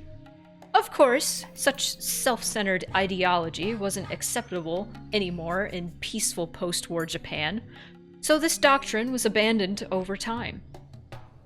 Still, that idea remained, and they trudged it back up to fan the flames of nationalism and unite the town against the dam project. With the revival of those ideas, things only grew more radical by the day, and it didn't take very long for the Onigafuchi Guardians to become aggressive. After that, we were in a state of war. 100 million burning as one, kill the white savages, want naught but victory! Damn. Adults and kids both were gnawing at the bit, avid to repel the foreign invaders. Describing it like that makes it sound kind of awful, like a reminder of the dark times of wartime Japan. But like I said before, for us kids it felt less like war and more like a village-wide festival. Yet despite calling it a festival, dissenters were treated coldly. Their heartlessness lived up to the expression wartime regime. The Hojo couple who voiced their acceptance of their dam project in the midst of that atmosphere were truly brave. Then on the 2nd year of the curse, they died in an accident, and everyone believed it was Oyashiro-sama's curse without question. So they were branded traitors and enemies of the village. The Hojo couple faced worse than just being ostracized as traitors. Everyone gave them the cold shoulder and talked behind their backs. The only person who didn't treat them badly was the priest. While the priest never objected to the anti-dam movement, he also never objected to the Hojo couple's advocacy for accepting the government's eviction and restitution to rebuild new lives. Those Those unforgivable Hojos became a slogan as the three families, especially the Sonozakis, united the village by turning them into scapegoats. So they must have found it very shameful to have a fellow member of the three families approve of that, especially when it was the priest of the shrine that had become a symbol for the dam protest. As central figures in Hinamizawa, the three families were the backbones of the Onigafuchi Guardians, so a difference of opinion was undesirable, and the priest was never accused of anything. But secretly, people whispered that he was a heretic, and he was unfit to serve as Oyashiro-sama's priest, that Oyashiro-sama's curse would soon strike him down, along with other rumors. Don't you think the priest was more mature than those around him? He was pretty cool, managing to keep his head and remain neutral while everyone around him grew fervent. I thought Mion would share my opinion when I chimed back in. And so when Mion gave me a forced smile and didn't agree with me, I was taken by surprise. If he were really mature, I think he would have cooperated with the others. He should have appeased them. He wasn't just the head priest, he was also the head of the Furude family. That was a time when all of Hinamizawa needed to be united, so having one of the families, who are supposed to serve as examples, disturb that harmony was... I don't know if that should be called mature. It's hard for me to tell. I was taken aback. I barely managed to say the following. Dots. Uh-huh. Even though we're identical twins, we still had our own unique identities. Every now and then our opinions differed, but usually only over some trivial matter. We've never had a difference of opinion this big. It wasn't an enjoyable feeling. I decided to probe her some more. I don't really like that word you used, appease. What are you trying to say? Are you saying the priest should have thought of the village as a whole and kept his opinions a secret? Meaning people shouldn't assert the self before the whole? I'm not going that far. It's just, I thought that as a member of the three families, he should have acted more carefully. That's what I mean. Mion faltered a bit as my tone grew more like a cross-examination. I realized I was speaking a bit too harshly. What Mion expressed was probably the more mature opinion on our scale. When everyone needs to work together to stand up to a vast enemy like the government, people should refrain from actions that would destabilize that alliance. Yeah, writing it out and reading it now, I can understand that. But I wasn't mature enough to agree to such a totalitarian idea. Or maybe it wasn't me at all. It was Mion who'd made that mature judgment. We've been separated for over a year. I've been away from the town. In the meantime, Mion has been training to take over the headship of the Sonozaki family. She'd been treated as such even before I was confined to that institution. She sat next to the hag in ceremonies and in meetings. She took her place when the hag was absent. That was just it. We were never that different. Mion has become very like a successor since I've been gone. Since you've been gone. Wow.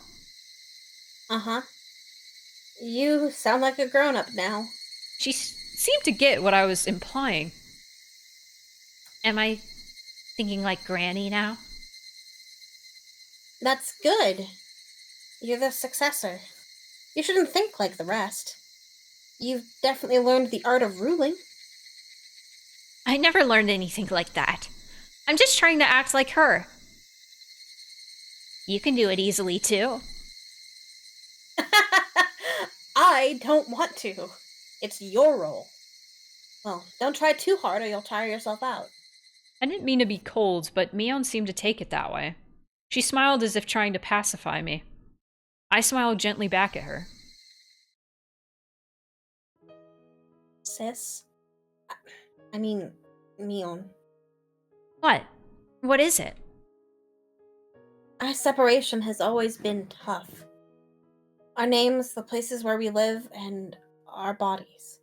Mion looked down with a serious face, but then looked right back up. Maybe you think I'm jealous of that, but I'm not. We used to have some disagreements, but they were always small and forgettable. You don't have to feel sorry for anything.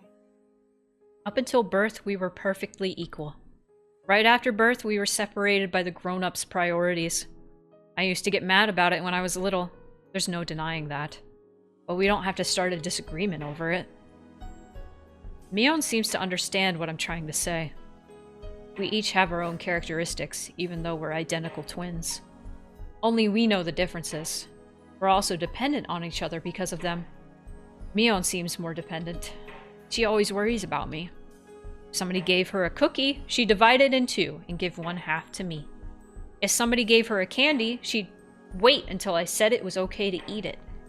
On the contrary, I'm cold.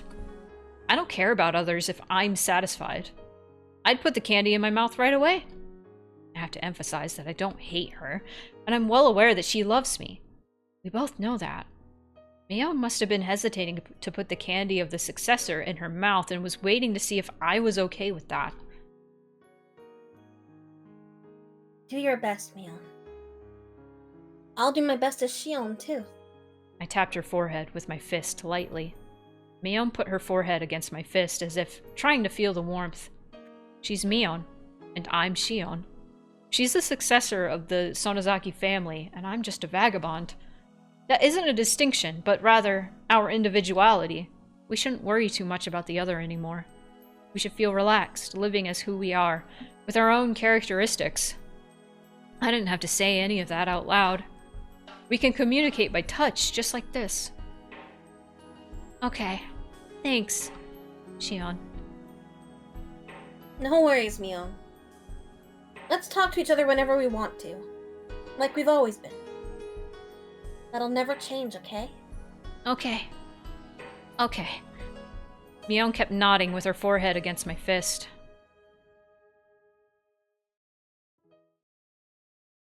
I gotta say, I appreciate... One piano note. I appreciate Ryukishi's writing of, like, Mion and Shion actually feeling like siblings. Yes, because 100%. It is a very common thing in anime and manga, like, sort of settings, where it's very clear that the writer has never had a sibling. I don't know if Ryukishi has siblings, but I'm just having flashbacks to Corpse Party. Holy fuck, that writer. It was weird about the sibling, like the brother and sister relationship. No. It was incredibly strange, and like so often in anime, there's, you know, the brother-sister bullshit, like big brother, wee, blah blah blah blah, and it's like, oh, it's gross. Oh, it's gross. And Ryukishi doesn't go there at the very fucking least, at least so far, and I'm very happy. Ryukishi does have a sibling, by the way. He has a younger brother. So Ryukishi knows what it's like to have a sibling. Cool. And so he writes about. Alright, cool. Confirmed. I said goodbye to Mion before it turned to evening. We had talked about the things that happened during my time away, and I enjoyed having that chat between sisters very much. We were able to dissolve our unsettled emotions. We didn't used to do that. Maybe it's because we hadn't seen each other for over a year. It was late afternoon. My heart felt lighter now. I stretched and looked up at the sky. The sky was clear, blue, and far away. No matter how tall I grow, I'll never be able to touch that sky. I'm Shion Sonozaki, a girl who escaped from the life she was forced to live. Nobody will praise me for what I did and for what I'm going to do. But this is what I chose. Aha! I can think maturely too. Psyched myself up. I should go shopping for dinner. Though I have Kasai's help, I need to save money. I love junk food, but it'd be cheaper to cook. I feel it's actually cheaper to eat junk food, but maybe not in Japan. Not in Japan, and definitely not at this time, because a lot of what, like, Japanese staple food is like rice for pretty much every meal, and you can buy like a full thing of rice. Rice and fish, like, which is no cheaper money. in Japan. Yeah. Yes. So rice, fish, vegetables, they're all going to be grown locally. They'll be very cheap, and you can buy tons of it for very cheap and have like lots of it. Yup, true. Ironically, the culinary classes from that evil school will come in handy. Why not go to the shopping district in Kamiyashiki? If I'm going there, then I need to take the other street. The cool breeze in the late afternoon felt nice on my skin.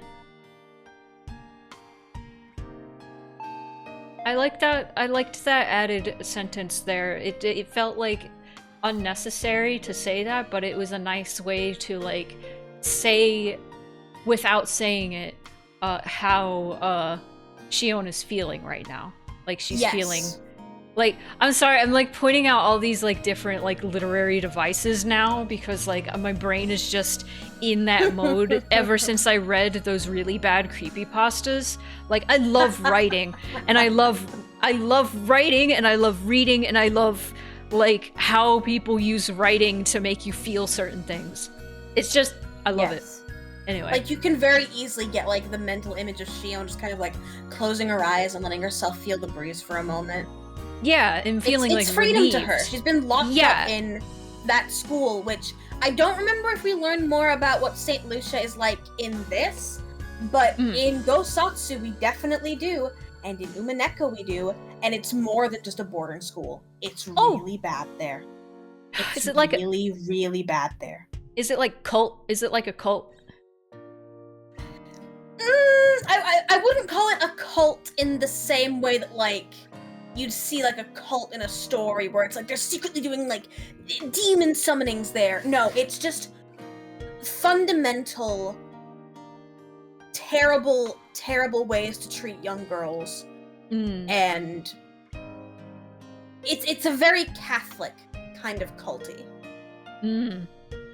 It's Nuns very smacking kids' hands with rulers.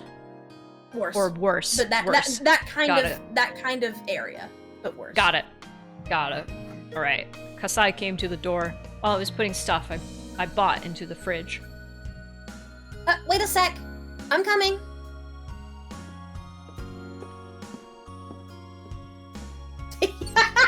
The sprite kills me every time. He's so ugly. Why did you do this to him? He's so rectangular. Wow. Why did you do this to him? He looks like an orangutan. The fucking arms. Those are really long arms. Yeah, you're right. He looks like a fucking orangutan. Did you go grocery shopping? You must be tired. I don't get tired from grocery shopping. Do you want dinner? I brought enough for you too. Is that alright? You say so, I'd be happy to. Kasai looked curious about what I'd cook. Shion, why does your whiteboard say Super Brain First Live? Super Brain First Live! She's secretly a streamer named Super Brain. That trash can's cute though, the bunny. Yeah. Where'd she get all these things? Wow. That's a part-time job, dog. Things didn't used to cost so much. Damn. You look like you don't look like you believe in my cooking skills. You'll pay for that later. Are you putting these in the refrigerator? I'll do it. Oh, thanks. Is this amount of rice enough for two? Here I go. Whatever amount of rice you are making, it's too much. It's always too much. That's so true. It's like with rice and pasta, it's like the complete opposite. Like how much pasta is how much pasta do you need? More. How much rice do you need? Less.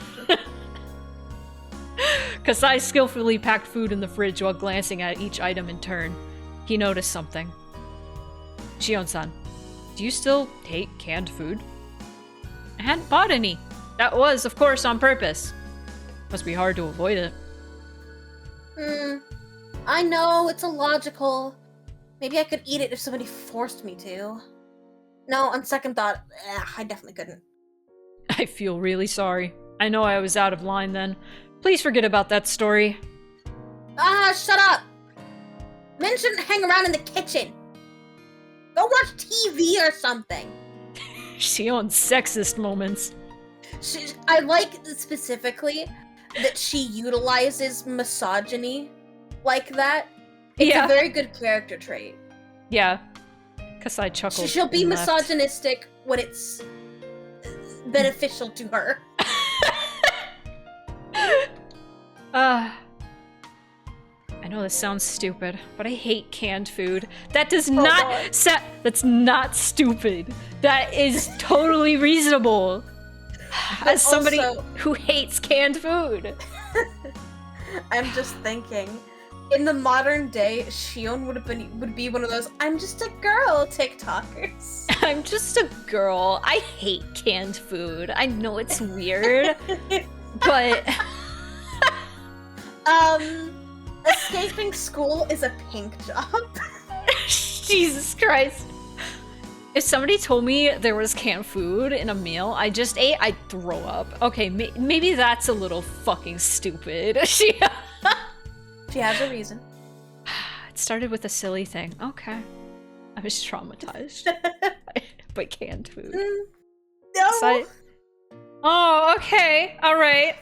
Kasai told me a horror story when I was Oh, I think I see where this is going. You know, one of those urban legends about meat made from an unknown source. Ah, yep, that's where it's... Okay, I got it. Like those rumors about how there's worm meat mixed into burger patties or dog meat in beef bowls. Kasai had fun telling me one of those stories because of how scared I got. He had fun, but I obviously didn't. I even started to cry in the canned food section of a supermarket. That's how much I hated it. I don't freak out like that anymore, but I still don't like canned food. Since I don't like it, I don't force myself, and I now live my life naturally avoiding canned food. So, like the canned people meat, right? That Mion was talking about, like chapter 2. Wink. You're putting the pieces together? I am. I sure am. One of the big differences. But also, yeah. I completely empathize with her on that. When I was really, really, really young, like 7 or something, there was like a series of horror movies that my mother showed me because she was super into horror movies. Yeah, and that's she showed funny. me An American Werewolf in London. She showed me The Fly. She showed me Misery. I don't know much about Misery, but I do know about Misery The Fly. Is a movie where a famous author gets into a car crash and is found by a fan of his who offers to take care of him while he's injured and makes his life a living hell because they're possessive and obsessive. Like, to the point of, like, breaking his leg so he can't leave. Oh! It's very scary.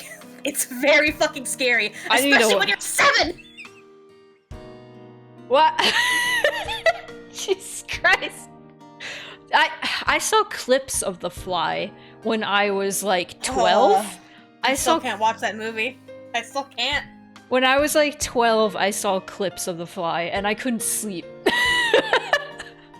I never watched the full movie. I'm afraid. I'm afraid because it was so gross. It's really fucking nasty. No, I understand. It's just so funny that your mom was into horror movies. My mom... She was into, like, a bunch of really crazy punk shit. Oh my god. My mom, like, hates... She doesn't hate horror movies. It really depends on the type of horror movie. Because I showed her, like, we watched Get Out together, and that fucking ruled. And she loved it. She loves, like, psychological horror that isn't gory. She doesn't like gore. She doesn't like blood. Or she's fine with, like, medical stuff. Like, because she loves Grey's Anatomy. But she, like, any type of gore... no, she hates it. But, Get Out... Anything that has, like, more meaning than just, it's here to scare you. She loves it.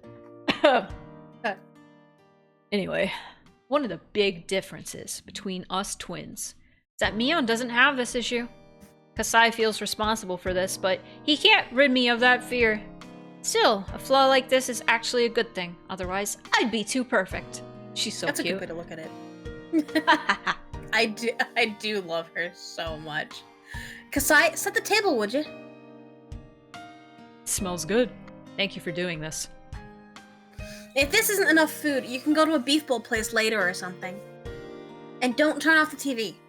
I hate having dinner in silence. Me too, girl. Relatable. It's so uncomfortable. This is why every time we eat food, we watch something while we're eating. Yes.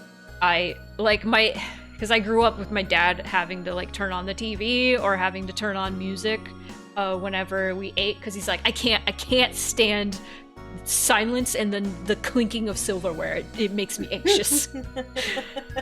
I hate So it. real for that. He's so real. So apparently growing up, that's what they did. They just ate in silence and he hated it. Ugh. Thank you for the meal. Itadakimasu. Itadakimasu! So, what is it, Kasai? You came here for something, didn't you? I handed him a cup of tea. I could wait until dinner was over, but I wanted to get to the point quick.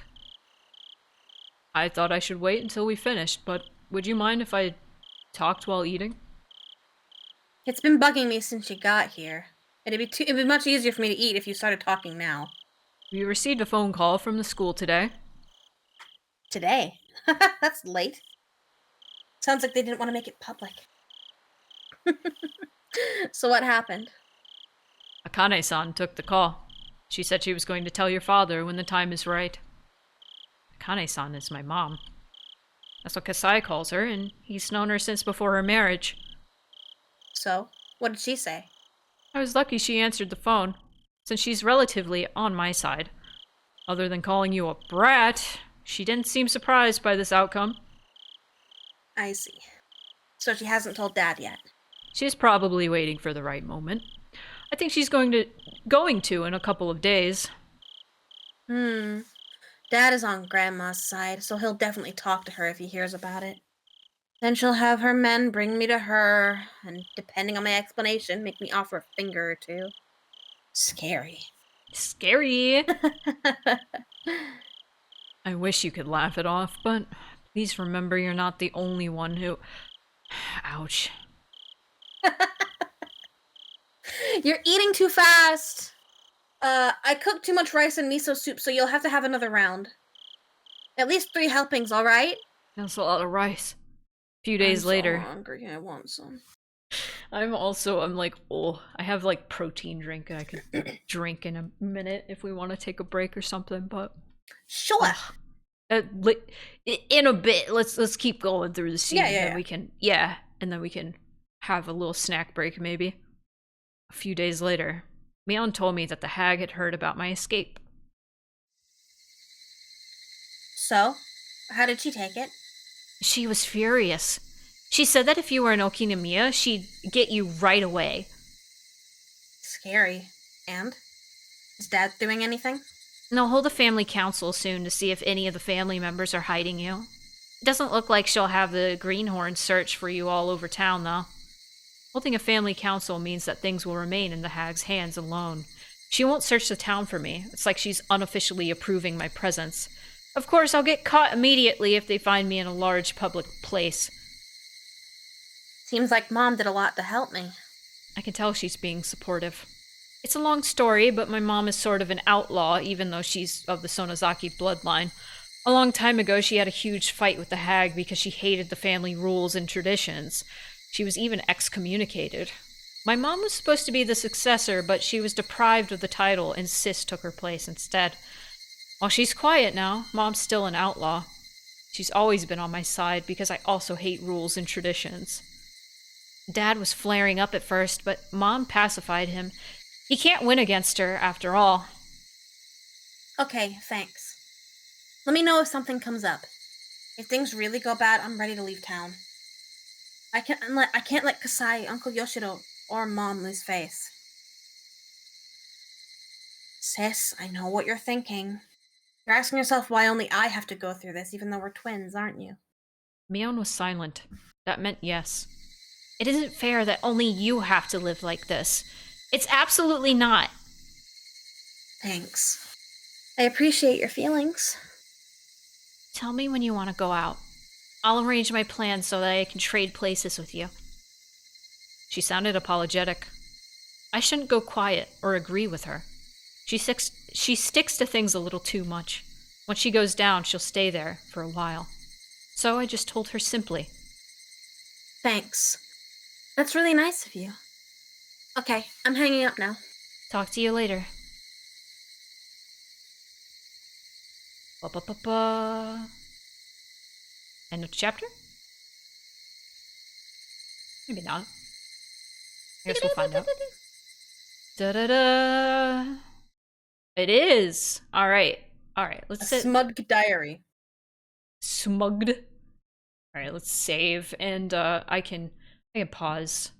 And we can have a little snack if we want, perhaps. Yeah, I'm gonna go get like a little piece of chocolate. Yes. Oh man, I want chocolate. Oh, I have chocolate. I have dark chocolate. Ooh. Ew. Ooh. I love dark chocolate. Leave me alone! And we back. Hello. Instantly back. Wow. So cool. I'll read this one. You could read this one. I've been reading a lot of narration. I love the narration. It's fun. Damn, Uh-oh. did you live like this? Damn. Wait, let me make sure. Let me make sure audio is being captured. Yes, yes, you're good. Okay, cool. Now you can go. Satoko was crying while hiding behind my back. Oh, Satoshi perspective. She's been crying while clinging onto me, so my back was wet with her tears and snot. My aunt had been screaming hysterically, but she looked tired now. I suddenly realized it was already past 1 in the morning. She vomited out of a series of screams one last time, then finally called it quits. Satoko seemed exhausted. She was looking down in a state of shock. Even after my aunt walked away, she didn't realize she'd been freed. So I stroked her head and told her, It's over. "You'll be Satoshi." It's over, Satoko. Satoko twitched. Her eyes grew bright again, and tears rolled down her cheeks. She looked up at my face. She knew it was over, but wanted to hear it directly from me. She begged me with a look. To be honest, I was really exhausted too. So I felt a bit annoyed when she tried to make me say it. But I needed to pacify her. Ah. Sorry, I was tabbed So I out for a gently second. told her what she wanted to hear. She's done with her scolding. So let's go to sleep. Alright? Satoko clung to me while her tears continued to fall. She was crying again silently. Satoko was shivering pitifully. Her small back reminded me that there was nobody else to protect her. Here. Go brush your teeth, make your bed, and go to sleep. Satoko smiled faintly and nodded. I felt dizzy. As I was released from the strain, a harsh drowsiness fell upon me. While Satoko was washing her face, I went to the toilet. I zoned out while watching my pee. Hey, we were just talking about this off camera. That's not with a child. Because what we were talking about was not for children. True, In my dizziness, I almost missed the shot. I felt like I was being sucked into the toilet. I couldn't even remember what caused it. Why did my aunt start screaming today? yeah. Okay, we'll listen to the song since you were mad at me exiting. I'm fucking in it. Yeah. Uh-huh. Yeah! Hey! Yeah! What? I'm crying! Ah!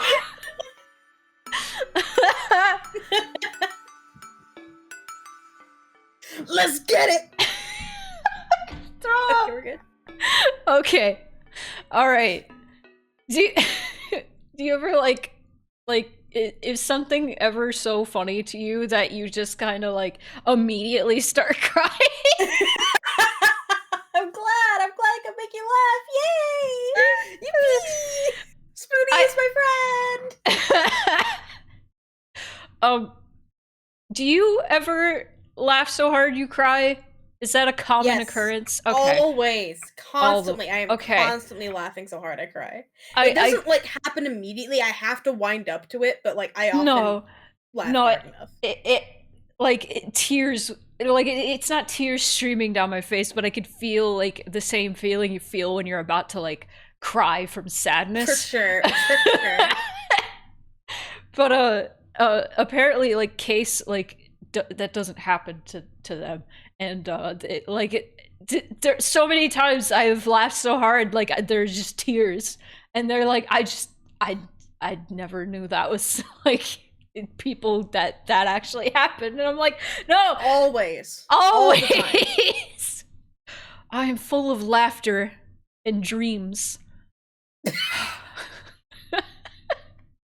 And joy. And joy. And happiness. And happiness. Wow. It's a very quiet afternoon as always. Don't mean to take over narration. You did a lot last chapter. I love narrate. Like, I remember talking. Go off. Yeah, no, I just remember saying, like, I always, like, prefer narrating to the voice acting stuff. And, like, Sure. I know you prefer. You said you preferred the voice acting to the narration. It's true. I just don't want to, over encumber you. But if you want to do it, go I'll off. be fine. I'll be fine. Okay. My voice is fine. Since I can't go outside as myself, I have to match schedules with Mion when I go shopping. I've gotten used to it by now, so it's no longer a hassle. Because of this, I naturally have to buy things in bulk. Today, I shuttled between shops and my home. I got this, I got that. Oh, wait. Isn't it 100 yen sale today? I forgot this. Being in a good mood, I spun around with my arms spread out. I felt like a little whirlwind. My arm hit a motorcycle parked on the sidewalk. It obviously wasn't where it was supposed to be. Ow! Oh, what the? Ow! Who parked this motorcycle here? I gave it a kick with no hesitation. Wow. There were 3 motorcycles lined up there in a row. They all fell like dominoes. It was a beautiful sight. I was about to say, is this the part? This is fun, I thought. Being in such a good mood made me leave my guard down. I didn't realize that the owners of the motorcycles were right nearby. They looked pretty scary. They grabbed me by the neck and dragged me into a dark alley. Jesus, that escalated immediately. And they called me all kinds of names. Everything was happening too quickly for me to grasp what was going on. The fuck are you, bitch? What do you think you're doing, huh? We're British. Fucking bash your head in, bitch. Grab. Incredible. You're gonna pay for what you did. Whoa! They can't really Whoa. talk. Whoa. They can't really talk properly. Because they're British. I didn't have a clue what they were saying. God, this just takes me back to when I was playing Sorry We're Closed and there were just really, like, British things. And, like, I was watching a Reki play and he read the proper chinwag line and he was like, what does that mean? And I was like, you gotta read it in a really British accent, Reki. He was like, I don't want to... He was like, I don't want to offend anyone. And then I sent him my clip of me being like, proper chinwag! And he was like, all right, well, that's you. And I'm like, I don't care if I offend British people. Do British people get offended when Americans do a bad British accent? Because I think it's funny. I mean, I imagine there are some British people who do, but if those British people who get offended, get the fuck over yourself. Because I mean, actually get a fucking life. And I can say this, I'm actually British, okay? Yeah. I'm actually British, so... See, like, when a British person does an over-exaggerated, like, American accent, it makes me cry laughing. I think it's great. Toho Project. Toho Project. Or, like, a really country accent, it's just really bad. It's so An funny. over-exaggerated country accent is just goofy. Oh, it's like, so funny. From Disney, goofy. Gorsh. Well, gorsh. Gorsh. Oh, hey, Maxie. I love Goofy. I do too. I should rewatch a Goofy movie. I love that movie. It's too short. Anyway, we're on a fucking tangent. Anyway, I didn't have a clue what they were saying. I had to translate. Chat about us. I had to translate their alien tongue into normal human words in order to understand. me whenever British people talk. We are very upset because you knocked down our... Wait, I should do this extra American. We are very upset because you knocked down our motorcycles. You sound like... I don't know how far you are in Twin Peaks, but like David Cage's self-insert character. I haven't gotten to him yet, but I know. Damn. David Cage's? David Lynch? David Lynch, not David Cage. God, I hope not. I don't know names. I'm bad. I'm stupid. No, it was. I have almost made that mistake a few times myself. But no, yeah, like David Lynch speaks a specific way, and it's very articulated. It's true. You should immediately pay for the repair and compensation. Yeah, that was probably it. That's our offer. What do you say? We'd be happy to listen to your opinion. Something like that? What dumb? Sorry. I don't think I can continue interpreting. What you saying? I know what they're trying to say, but somebody has to warn them about the way they park their motorcycles. It wouldn't be fair to those who obey the rules if there were no punishment for those who disobey them. This is an accident, but it must also be God's will. But God, you can use me to punish these guys, but how will you compensate me later? I heaved a huge sigh. Of course, I wasn't afraid in this situation at all, because it wasn't a dangerous one for me. These three guys were yelling at the top of their lungs at a girl. They didn't look good doing it, and they had too many disadvantages. First, there was the differences in gender and in the number of people. Even if I did something wrong as men shouting at a woman, it wouldn't make them look like they were in the right. Added to that, there were three of them. It already looked like it was going to get violent. Second, the location. Taking a girl into a dark, narrow alleyway is already a bad idea, and top of that, they're asking for money, not just an apology. Thanks to these facts, the public will be on my side. So this was a fight they couldn't possibly win. The only way for them to win would be to take my money before somebody finds out. Considering that, taking me to this narrow, secluded alleyway might have been a smart move, since fewer people will find out about the situation. Huh? You listening or not? I knew how slim their chances of winning were. From the very beginning, they had picked the wrong girl. I'm Mion Sonozaki now. It'd be foolish to mug her in Okinomiya. Soon enough, the people of Hinamizawa would notice me and gather round. They don't spare mercy for their enemies, no matter what. The punks didn't know this area well. If they did, they'd have known how silly it was to rob Mion.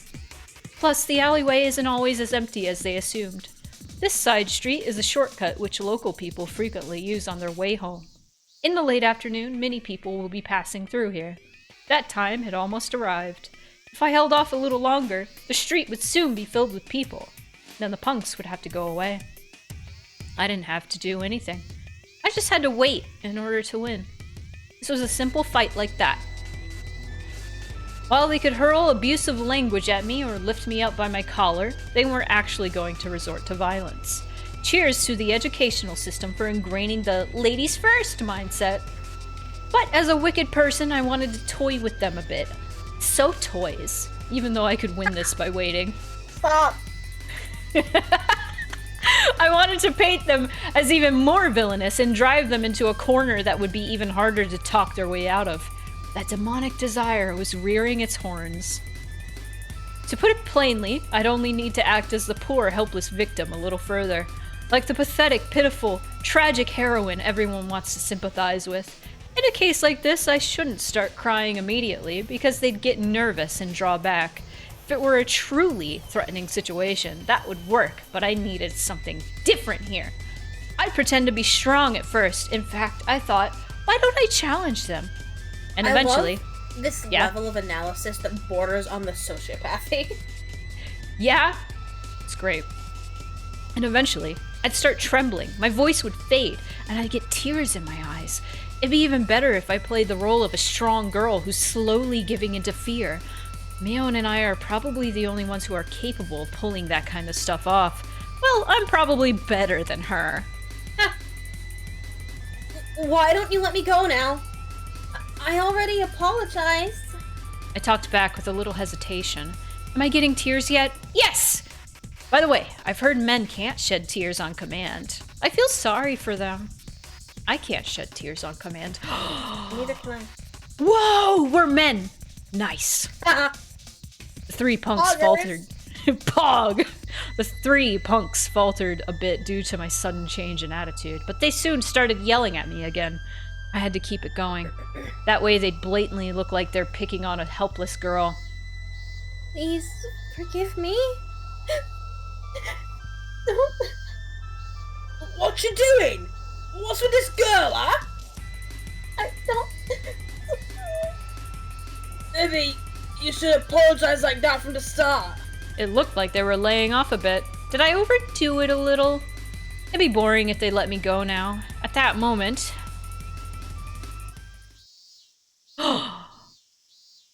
Oh!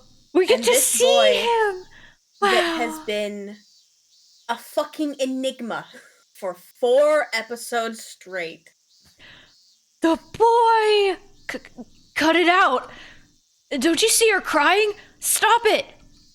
I had to bring out my Ash Ketchum. You're good. That's good. A boy around my age appeared. He was skinny. He looked weak. He looked younger than he probably was. He also looked smart. He bravely glared at the punks. What the hell? Who the fuck are you?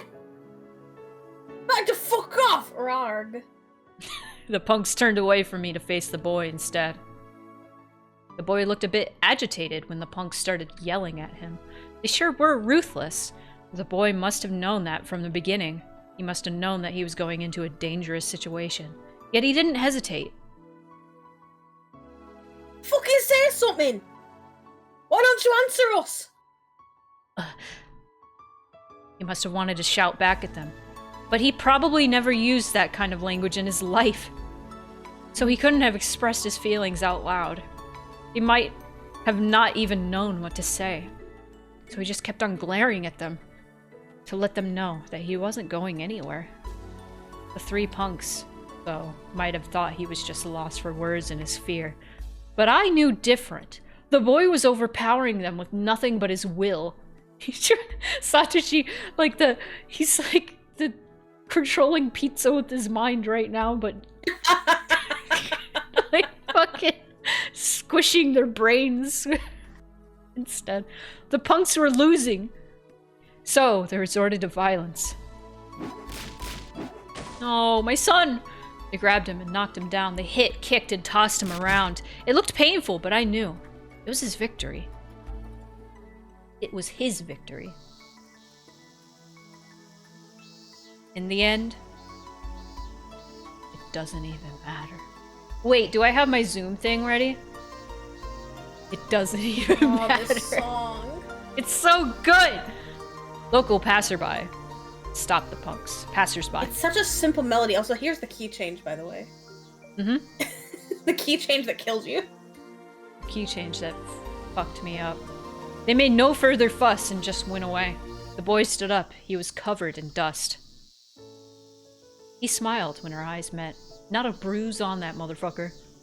And asked me if I was alright. He didn't look particularly okay himself, though. What about this boy doesn't look particularly okay?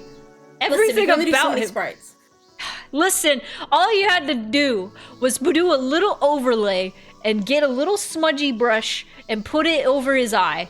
Done. Done. No budget. No budget for more Satoshi. How could you step into a fight you obviously couldn't win? Pick your opponents better next time. I hesitated at first. He laughed, saying that he was watching from the beginning. That meant he had the option to walk away. But instead, he worked up the courage and stepped in. That was reckless, not brave. So Ryukishi did like the music for No. He didn't. Okay, he didn't do the music. Somebody else did. No. I don't know the name offhand. I will look it up. Okay. But you told me that, like, the composer for Umineko, like, was like, the music sucks in Higurashi. Sucks! So was this an original song, or, like, an original melody from, like, the original game, or was this added Yes. later? Okay. I'm pretty sure You is from the original game. It's, like, the one song that people like and remember. Damn, okay. Music from this game was mostly done by a musician called Idea and Koji Kusanagi. Got it. Who did this one? Good question. It really doesn't sound like anything else on the soundtrack. That's why I'm so curious. Dun, dun, dun, dun, dun, dun, dun, dun, dun, dun, dun, dun, dun. This was composed by a third guy called Dai, D-A-I. Ah, yeah. Okay, I remember that name. And the vocal version of it is sung by Yuduki. Got it. I love this song. I need to add this to the stream playlist. Shion. You must Sorry, read. I was looking at Google. Oh no, you're good. I read this line already. Never mind. I forgot. You're being a little harsh, Mion. You should at least say thank you. I saw you crying. No, I wasn't crying. That was just an act. Okay. Hey! You don't believe me, do you? Do you really think I'd cry? No. Nobody believed Mion Sonozaki would cry when punks bullied her. Why are you laughing? You really don't believe that was an act? I'd never cry! I believe you. I do. I realized one thing. He must be one of Sis's friends. He didn't seem to realize I'm her twin. He thought I was Mion with a different hairstyle. Mion and I had to live separately since before we went to elementary school. Mion was in Hinamizawa, and I was in Okinomiya. I lived in a totally different environment from her, so it's not strange that people don't know me. Actually, only very few people know I exist. I almost told him that I'm not Mion, but I managed to stop myself. Shion shouldn't be here. He's from Hinamizawa. It wouldn't be good if he thought he saw a Mion lookalike in Okinomiya, so I had to act like Mion. Dealing with him could be more difficult than handling those punks. Well, I was just relieved because you seem to have a girly side after all. You sound hostile. What exactly do you mean by that? I thought you'd kick those guys' butts with some crazy martial arts. So I was really surprised when you just started crying. Hey! Like I said, I was acting. Weren't you listening at all? He gently put his hand on top of my head and stroked it as if stroking a kitten. I could remember somebody doing that to me when I was little, but it had been quite a while since somebody stroked my head. I didn't know what to do. Why did it make me so embarrassed? My face reddened all at once. I couldn't say anything. Hey! Are you making fun of me? I stuttered in embarrassment. He looked calm, as if he was used to doing this. Whatever. Aren't you glad, though? Glad? What do you mean? Well, you didn't get hurt. He smiled while he kept stroking my head. His smile looked divine. I love him! My son! He's a much softer boy than Keiichi is. They share a lot of similarities, but he's significantly softer. My better son! Fuck! My better son. He wasn't going to stay for long. I'm sorry, I have this, like, reaction to, like, just good boy. I'm like, oh, that's my son. I did that with Armin in Attack on Titan. I was like, that's my son! Holy shit! He wasn't going to stay for long. Can I get another one of these little blonde bitches?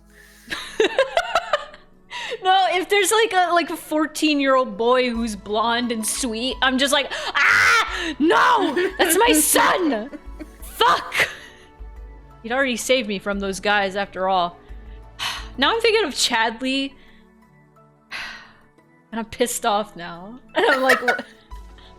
Because Chadley was one of those characters where I was like, I had that internal reaction and then I hated him. Your And I was like, rejected, excommunicated son.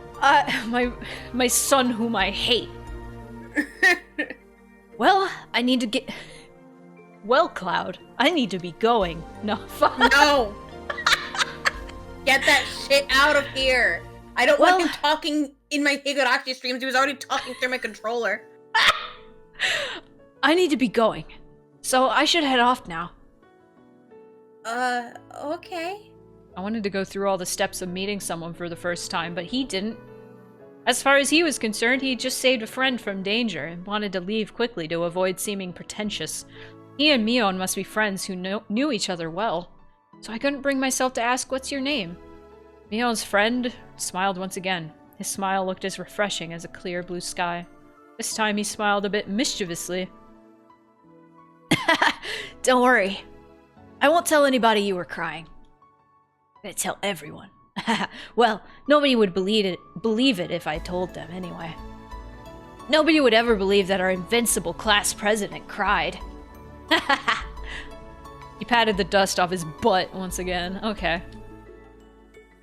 He walked back to the sunny main road, away from the dark alley. Then he turned around. See you. In school tomorrow, I mean.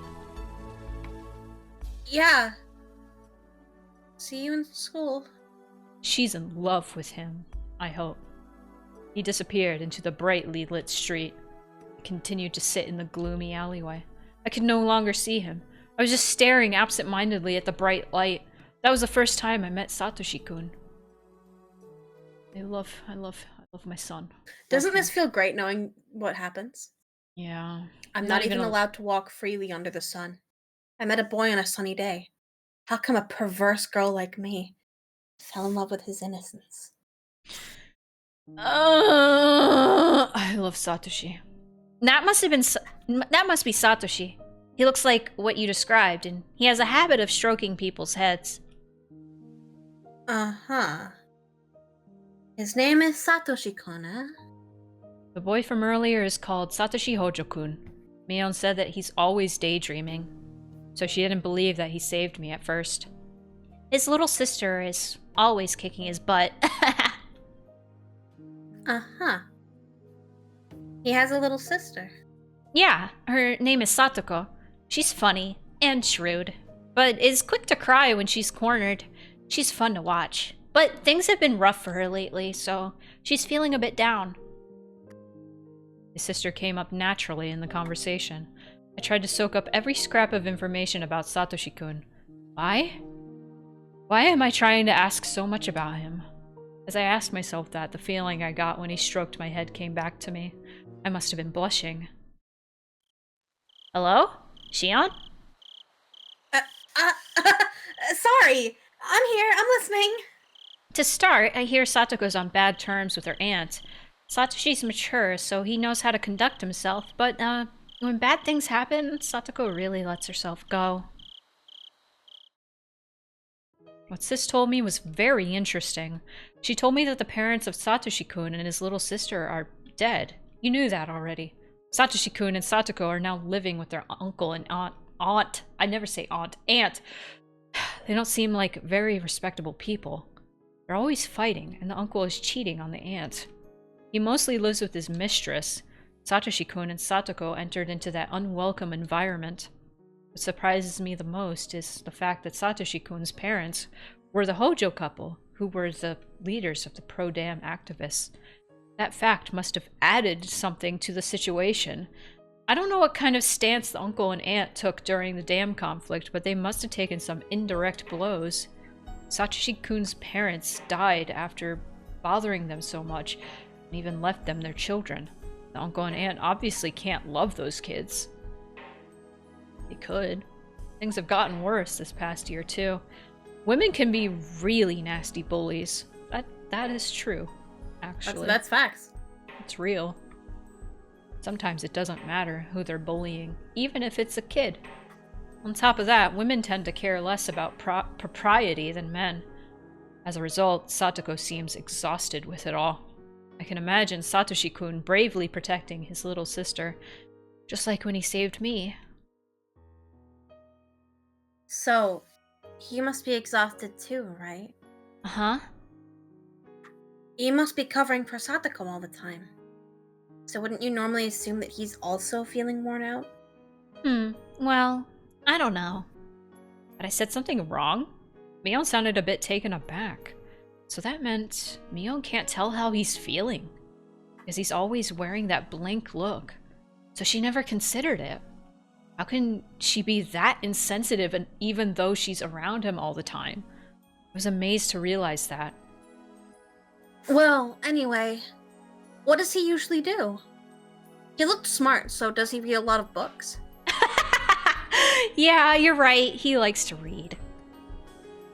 He's now reading, what's it called? Very unlike Keiichi. Reading. Wow. My better son. Continued asking about him. About what he likes, dislikes, and what he thinks about. I asked Sis all these questions because I wanted to know more about him. It was the first time I'd ever been that interested in somebody. I didn't want to admit that I had feelings like that. Did I fall in love just because of a stroke on the head? Am I stupid or what? When I remember the feeling of his hand on my head, my heart feels tingly. I tried doing it myself, but it didn't feel the same. I'm stupid. What am I doing stroking my own head? Sis, I'm done for. I became stupid. What? Why are you laughing in that weird voice? You wouldn't understand this feeling, sis. When would I see him again? I felt as if my suffocating life had finally grown brighter. Wow. Oh. Feels bad, man. Satoshi! The life I lived really was beginning to suffocate me. I couldn't go out freely, and I always had to make arrangements with Mion before going to work. Thought my life would improve after escaping from the school, but in reality, it wasn't that easy. It's not healthy to live like this for too long. Without any friends to hang out with, felt like I was hibernating. I'd started to feel the dangers of falling into boredom. All I could think of now was Satoshi Hojo-kun's face. I'd only met him briefly, but my encounter with him had a great impact on my new life. Felt like something exciting was going to happen. Really, I was hyped up like a little kid. The more I thought about it, I realized I've been thinking about him a lot lately. This might be a crush. Might! Felt a little ridiculous idolizing him in such a romantic way, though. Then, out of the blue, got a chance to see him again. Oh? I saw a familiar face at twilight in the park. He was sitting on the swing. He looked like he was zoning out, or maybe deep in thought. He didn't notice me, even though I was right in front of him. I reminded myself to speak and act like Mion before talking to him. Hey! What are you doing here? Mion, you surprised me. You don't look surprised. I've been standing here for a couple minutes now. Didn't you notice me? Have you? Sorry, I didn't... He smiled derisive, and shrugged. Derisively. Derisively. Another word I never heard of. And shrugged. He looked depressed. Like something was troubling him. Is something bugging you? You can talk to me if you want. Maybe I can help. No, that's okay. Come on, I owe you one from before, Satoshi-kun. Or maybe you don't think this old man can be of any help. Don't you know how mighty I am? I'm okay. You don't have to help me. What is it then? Are you saying that you don't need help from a girl? Thinking him unfair, I puffed up my cheeks in a sulky gesture. Satoshi-kun noticed that and smiled. No, Mion. It's just, I messed up my swing when they needed me the most. I was like, the swing you're sitting on? What? Oh, No, like baseball. I figured it out. I mentally rifled through all the information about Satoshi-kun that Sis had given me. He doesn't look like much of an athlete, but apparently Satoshi-kun belongs to a junior baseball team. They're called the Hinamizawa Fighters. I doubt he's very skilled, since I didn't hear much about his contributions to the team. Maybe that's why he doesn't tell many people that he's a member. Given how down he felt as a result of messing up, though, he must be fairly dedicated. I deduced all that from what Sis told me and carefully chose my words so as to sound like her. What? Are you feeling down just because of that? Hey, it's not that easy to get over, Mion. Pat his back while chuckling. Satoshi-kun would probably call me insensitive. I knew I should listen to him rather than trying to cheer him up. Acting like Sis was probably the wrong thing to do in this case, but I had no choice. This is just how she'd react in this situation. Instead of feeling down, you should practice even harder and aim for your chance, you know? Practice makes perfect here. Well, if you want to beat the opposing pitcher so badly you're willing to pull some tricks, then I might be able to help you in a few ways. There's no point if I cheat.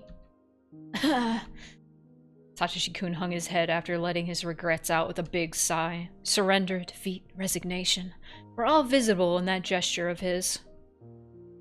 Are you quick to give up or persistent? If you're a man, then don't you want to be a star and have your 15 minutes of fame? Satoshi-kun grinned and said, "Yes." Of course! That'd be wonderful. But that's not why I play baseball.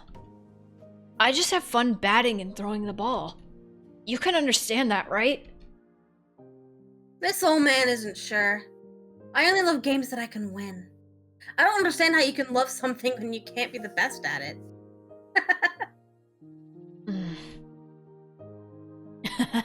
That really sounds like you, Mion. Having realized that I'm trying to make him feel better, he laughed along. He didn't look depressed anymore. I guess he was just feeling down because of the game. He wasn't as depressed as I thought. Maybe I just jumped to conclusions when I saw him sitting alone in the park. You always put forth your best effort to win. That's admirable, I think. Yeah, it definitely is. He smiled gently and stood up. Then he started stroking my head. All of a sudden, I totally wasn't prepared for that. You know that meme of the, like, emote, like, crying so much and, like, holding a little thing in their hands? Yes. That's me right now with this little, this boy. Oh! He's so good. Oh, he's so good. I love him. No. I thought this when he did this last time, but how can he stroke somebody's head so easily? Felt like I had turned into a little kid. Like, the whole head stroking thing is, like, probably just a wild and weird thing, because I know in Japan, like, intimate, I guess you could call it, like, an intimate, like, touch. Like, that is, like, taboo, especially between, yeah, like, he's very blasé with it. yeah, especially, like, between, like, opposite gender. Like, between, Yes. like, girls and stuff, it's not as, like, weird. Which is why, like, you know, Rika, like, patting, like, Satoko's head or anybody's head is, like, fine. But, like, when a dude is doing it, it's like, oh, no! What's Anyway, going here's on? my 8-page documentation argument for trans femme Satoshi. Ah! Felt like I'd I turned think into a little Mion and kid. Satoshi should swap genders. Yeah. Trade. Memories from kindergarten came to mind. My face must have been red. I felt embarrassed, but also like I was in heaven. Satoshi-kun stroked me as though petting a cat. I was blushing with my eyes closed. Felt helpless, like a girl being treated by the dentist with her mouth open and her eyes shut. That's a terrible comparison. Satoshi-kun didn't seem to notice my feelings at all. Didn't seem to care. I hate him. I do too. My eyes still closed, I waited for him to finish. He suddenly withdrew his hand. I need to get going. My aunt wants some stuff, so I have to go grocery shopping. Okay. My voice faltered. I was so embarrassed. Hmm? I'm going shopping too, also. Hmm? What? You are? I thought the maids did all your household stuff. Shoot! I messed up!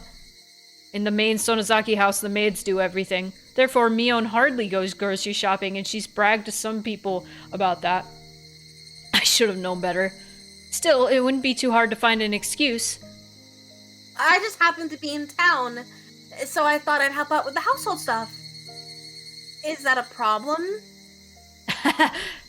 That doesn't sound like you. You always avoid doing boring stuff like that.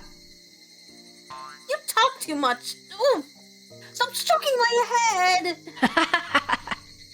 Satoshi-kun seemed to be having fun with how embarrassed I'd get when he patted me. Anyway, I managed to talk my way out of it. He didn't seem to really care about the details. While walking with Satoshi-kun in the shopping district of Kami-Ishiki, it suddenly occurred to me.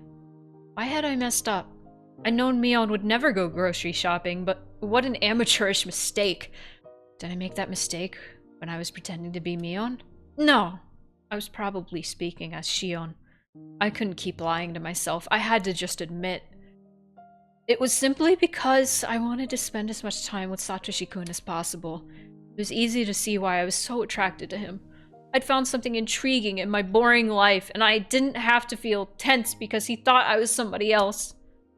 Etc., etc. His easygoing nature made him fun to be around, and his habit of petting people on the head was fun too. From these symptoms, I could tell I was embracing the feeling of love. I was just casually enjoying that feeling. It wasn't that I fell in love with him. I was just having fun. I could simply spend some fun time with Satoshi-kun without having to think too much.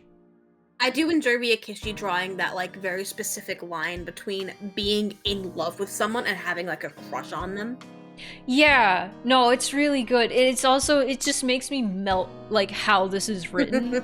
Because it's so... very sweet. It's so fucking cute and real. It's so... And, like, you can really see it from the perspective of Shion as someone who's been, like, in a really kind of horrible situation for a while. For most of her life, really. Probably an extremely touch-starved person. Oh, yeah. Oh, for sure. I'm reading the kana in the back. Oh! That says rice up there. Gohan! Gohan. That says tom. I don't know what that... There's a big thing of cabbages back there. Oh. Satoshi, what do you mean? What do you mean? Oh, Satoshi, my stupid... bestie, you're like 14. Come on now. My stupid son! My other stupid son. My better stupid son. Which one is broccoli? The green one. Or the yellow one. Oh, like Satoko. Oh, yeah. Satoko doesn't know either. I wonder why they don't know that. I wonder if it's because they lack a proper education from parents. Probably. That's cauliflower, Satoshi-kun. Hey, could it be that you can't tell lettuce from cabbage either? Bitch, I can't tell that either. Personally. I'm not that bad. You know what? Okay. I'm doing my best here. Yes, you are, Satoshi. Yes, you are. Satoshi-kun stared at the heaps of broccoli and cauliflower. After thinking for a while, he reached out for the wrong one. Oh, my stupid son. That's not it. Watching you shop is like being on a roller coaster. It's a lot of fun for me, though. You got me. Satoko can't tell the difference either. It's hereditary. Which is broccoli, and which one is cauliflower? The stupid gene runs deep. The stupid gene. The color blindness. You guys are too funny. Sis has told me that Satoshi was a flaky big brother to his nagging little sister. I hadn't met Satoko, but she must be having a tough time dealing with Satoshi-kun. He stumbles over everything he buys, after all. That's cooking salt. It's mixed with pepper. It's different from regular salt. Oh, is it? I think I saw salt and pepper separate in a science experiment once. Stop making excuses and just put it back on the shelf. This is normal salt. What are you getting next? And he reaches for the cauliflower again. Broccoli. You're being a great help, Mion. You look smart, but you have serious issues. Damn. I think you should study more. Rude to him. Rude to him. That's a little harsh. There. Is this it? In it goes. No, Satoshi. Satoshi, that's cauliflower. That's not it. Don't just throw anything in the basket. Check the price and how many servings it is first. I just am really amused by, like, is it a meme in the fandom? It has to be, like, Satoshi, like, yes, this is it. No, that's cauliflower. That's not it. Satoshi. This is it. No! It's cauliflower! Satoshi, That's you fucking... more so a thing with Satoko. Damn it. First impression But of Satoshi. you could be the change we need to see in the world. I need to draw that. My first impression of Satoshi-kun was that he was strong and reliable. But the more I spoke to him, the more surprised I was at how clumsy and unreliable he was. It's charming! How do I put it? It was hard to leave him alone. He was dangerous on his own. If he wasn't careful, he might start wondering, do you cross the street when the light is red? Or was it green? And get himself run over by a dump truck. Oh, no wonder Satoshi died. Your total is 1,780 yen. Do you have a member's card? Huh? Oh, yes. I do. Huh? Where is it? Oh, sorry. We can't seem to find it, so we'll be alright for today. I finished checking out, ignoring Satoshi-kun as he fished through his wallet full of receipts. That was horrible, Mion. You made me waste points. Don't go slowly fishing through your wallet to look for your member's card in the middle of the evening shopping rush. There was a huge line behind us. Didn't you notice all the evil glares from the old ladies? Listen, at times like that, you should just get it out before reaching the register. Oh, right. That's good to know. You're so stupid! You're stupider It's than not only when you Keiichi. go shopping. The same thing goes for when you ride a bus. Satoshi-kun, I bet you don't open your wallet and start looking for change until you're about to get off and have to pay while holding up everyone behind you. No, everyone walks by me and pays their own fare. You know what that means? You're being a super huge bother to everyone. You need to have the money out beforehand. That's just good manners. Do you get it? Okay. You're scary today, Mion. Satoshi-kun smiled as if patronizing me. I couldn't believe it. He was definitely the type who made women want to protect him. Yes! Yes! I'm not women, but yes! Sure, he was fine as he was when he had a busybody like me around him, but I couldn't stop worrying whether he was able to function in society without someone like that nearby. We got plastic bags and sorted out what we bought. Satoshi-kun put a pack of tofu at the bottom of the bag. I slapped his hand and put in a milk carton instead. Okay, there we go. Now your aunt won't freak out when she opens a shopping bag in her kitchen. Thanks. You helped me a lot. I don't think I'm very good at shopping. No, you're not. I Just love you. shopping? That's definitely not the only thing.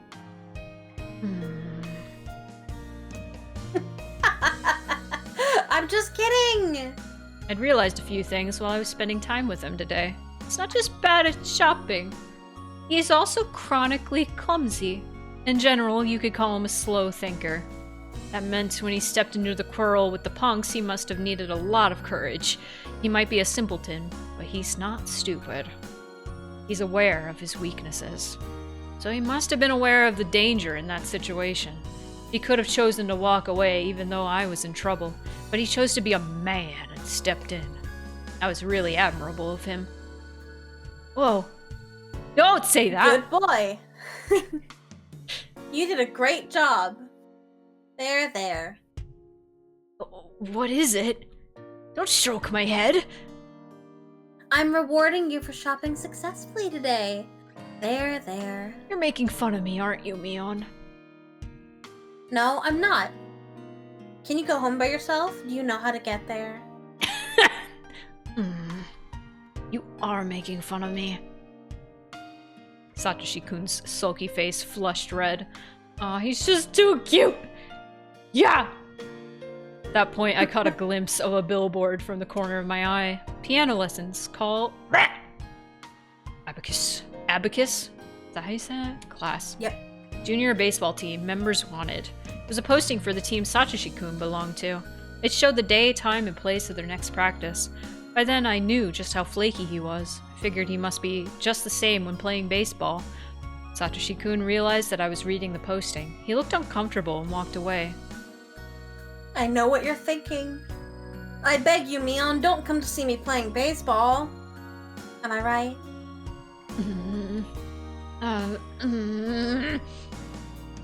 What does that mumbling mean? I know I'm right. Satoshi-kun became quiet after mumbling something. It seemed like he couldn't say anything back since I had been right on the money. Satoshi-kun, you're just too cute. I love you. I don't think it going silent is a good way to dodge the issue. Well, that might have just been the way innocent people like him would react in a situation like that. He's just a dumb boy version of Satoko. And I love him. See you, Satoshi-kun. It's getting dark, so be careful on your way back. Aren't you going home, Mion? To Hinamizawa? I have to make a stop somewhere first. Don't worry about me. I'll help you this time. In return. I'm okay. What are you gonna help me with anyway? You should learn to support yourself before you try to help me. You're really mean today. Seemed to have some pride, at least. He looked a bit upset because he was teased by a girl. But in contrast, I felt very satisfied. As a result, I forgot to keep my guard up. Thank you for the help. That was sweet of you. Whoa. While wearing a bright smile, Satoshi-kun suddenly started stroking my head again. I know he's teasing me, but... Oh, I can't reject him! He keeps doing it only because he's realized I won't resist. Ooh. See you, Mion. You should go home before it gets dark. See you in school tomorrow. Yeah. See you in school tomorrow, too. In fact, I wouldn't see him tomorrow at all. It felt awkward, but I had to settle for that. I had to thank Sis for letting me use her name. After I separated from him, I found myself giddy and wishing to see him again as soon as possible. I wanted to know more about him. I couldn't wait for my next chance to see him. Actually, maybe there was something I could do. Just like when I obtained my freedom from St. Lucia's, I could choose how to live my life. Whatever, it wasn't that complicated. I just wanted to tease him more. I wanted him to stroke my head more. And, whatever. I already knew the schedule for his baseball team. And I'm gonna go watch him play baseball. Fuck yeah, baby! They're such sweet kids. They're such sweet kids. I feel like that. We want to read this last tip, and then we can probably call it Sounds for good today. to me. Yeah, safe. Good progress.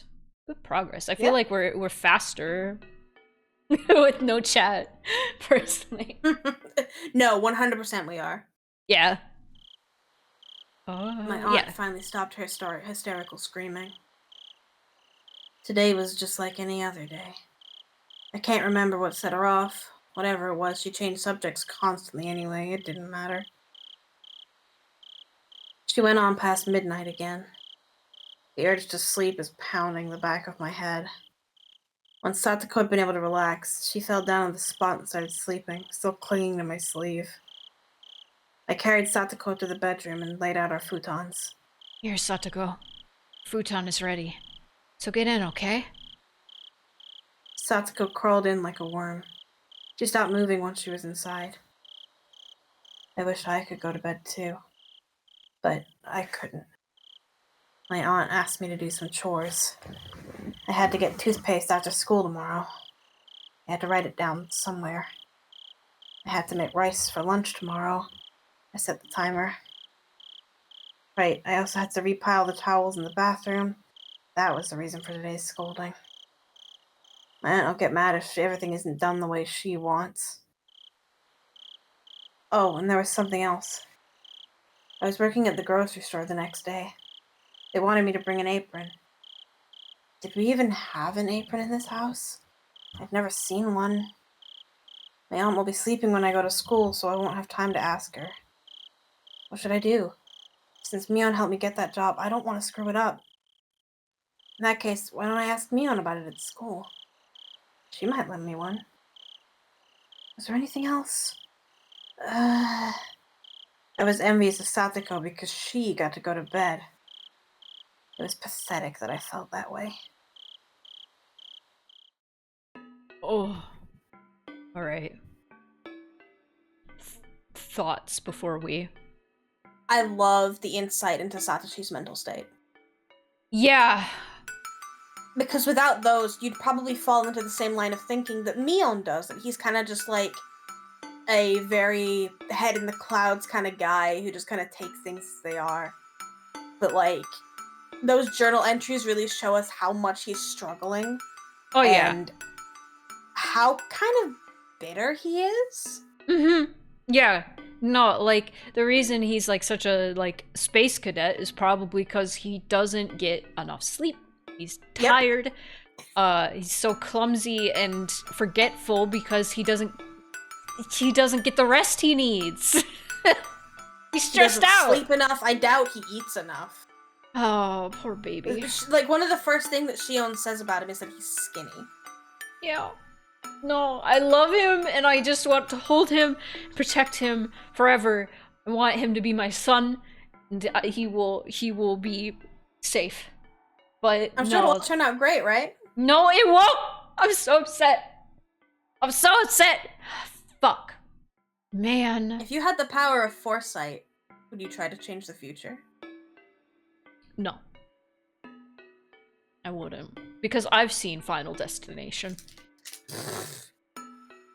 I actually just watched the second movie. Is that what those movies are about? They're about, like, prognostication? The fuck? Do you not know what Final Destination is about? I thought it was about people blowing up in exceedingly scary ways. I didn't know anything about, like, premonitions. Okay. Alright, okay, this will be our closing, like, tangent. Final Destination, the original movie, is about people on a plane. Somebody has a premonition that the plane crashes and they all die. And so, I don't know how, because I haven't actually seen the first movie. So they end up, you know, taking a turn somewhere so they don't all die. And what that ends up causing is all the people who were supposed to die are chased by the Grim Reaper, essentially. Chased by death. And so they end up dying in completely bizarre, fucked up, coincidental ways. Because they were supposed to die, and so now they have thrown off the life-death balance. And so death is like, fuck you, I'm fucking with you. You die this way. You explode. Okay, I need to tell you about the funniest death in Final Destination 2. Okay.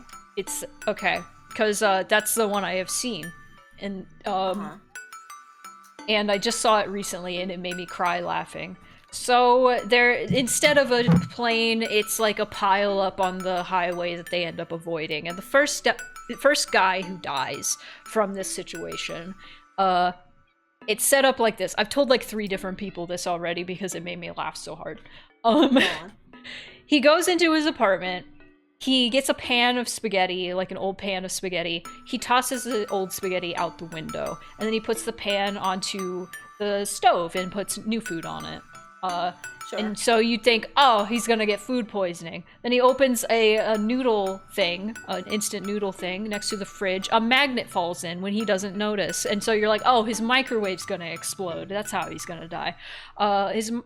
Microwave starts acting up, but here's the thing, he drops his ring, his gold ring, into the garbage disposal. So you're like, oh no, the garbage disposal's gonna get him. So while his arm is down the garbage disposal, his microwave is exploding, his food catches on fire. So you're like, what is it gonna be? How is he gonna die? So his apartment catches on fire, he jumps out the window, he goes down the fire escape, and he slips on the fucking spaghetti. And then he falls on his back. And then the fire escape ladder falls onto his face. And he dies instantly. Anyway. Thanks for watching. That is exceedingly stupid. It's really funny. No, they are fully aware in the second movie that the premise is incredibly stupid. And so that's what they do. They own it. Moopai is here because she's mad. I don't know if that came through. But it probably did on OBS. But thank you everybody for watching. If you're watching over here. If you're not, then fuck you. You wouldn't know that I'm talking to you right now.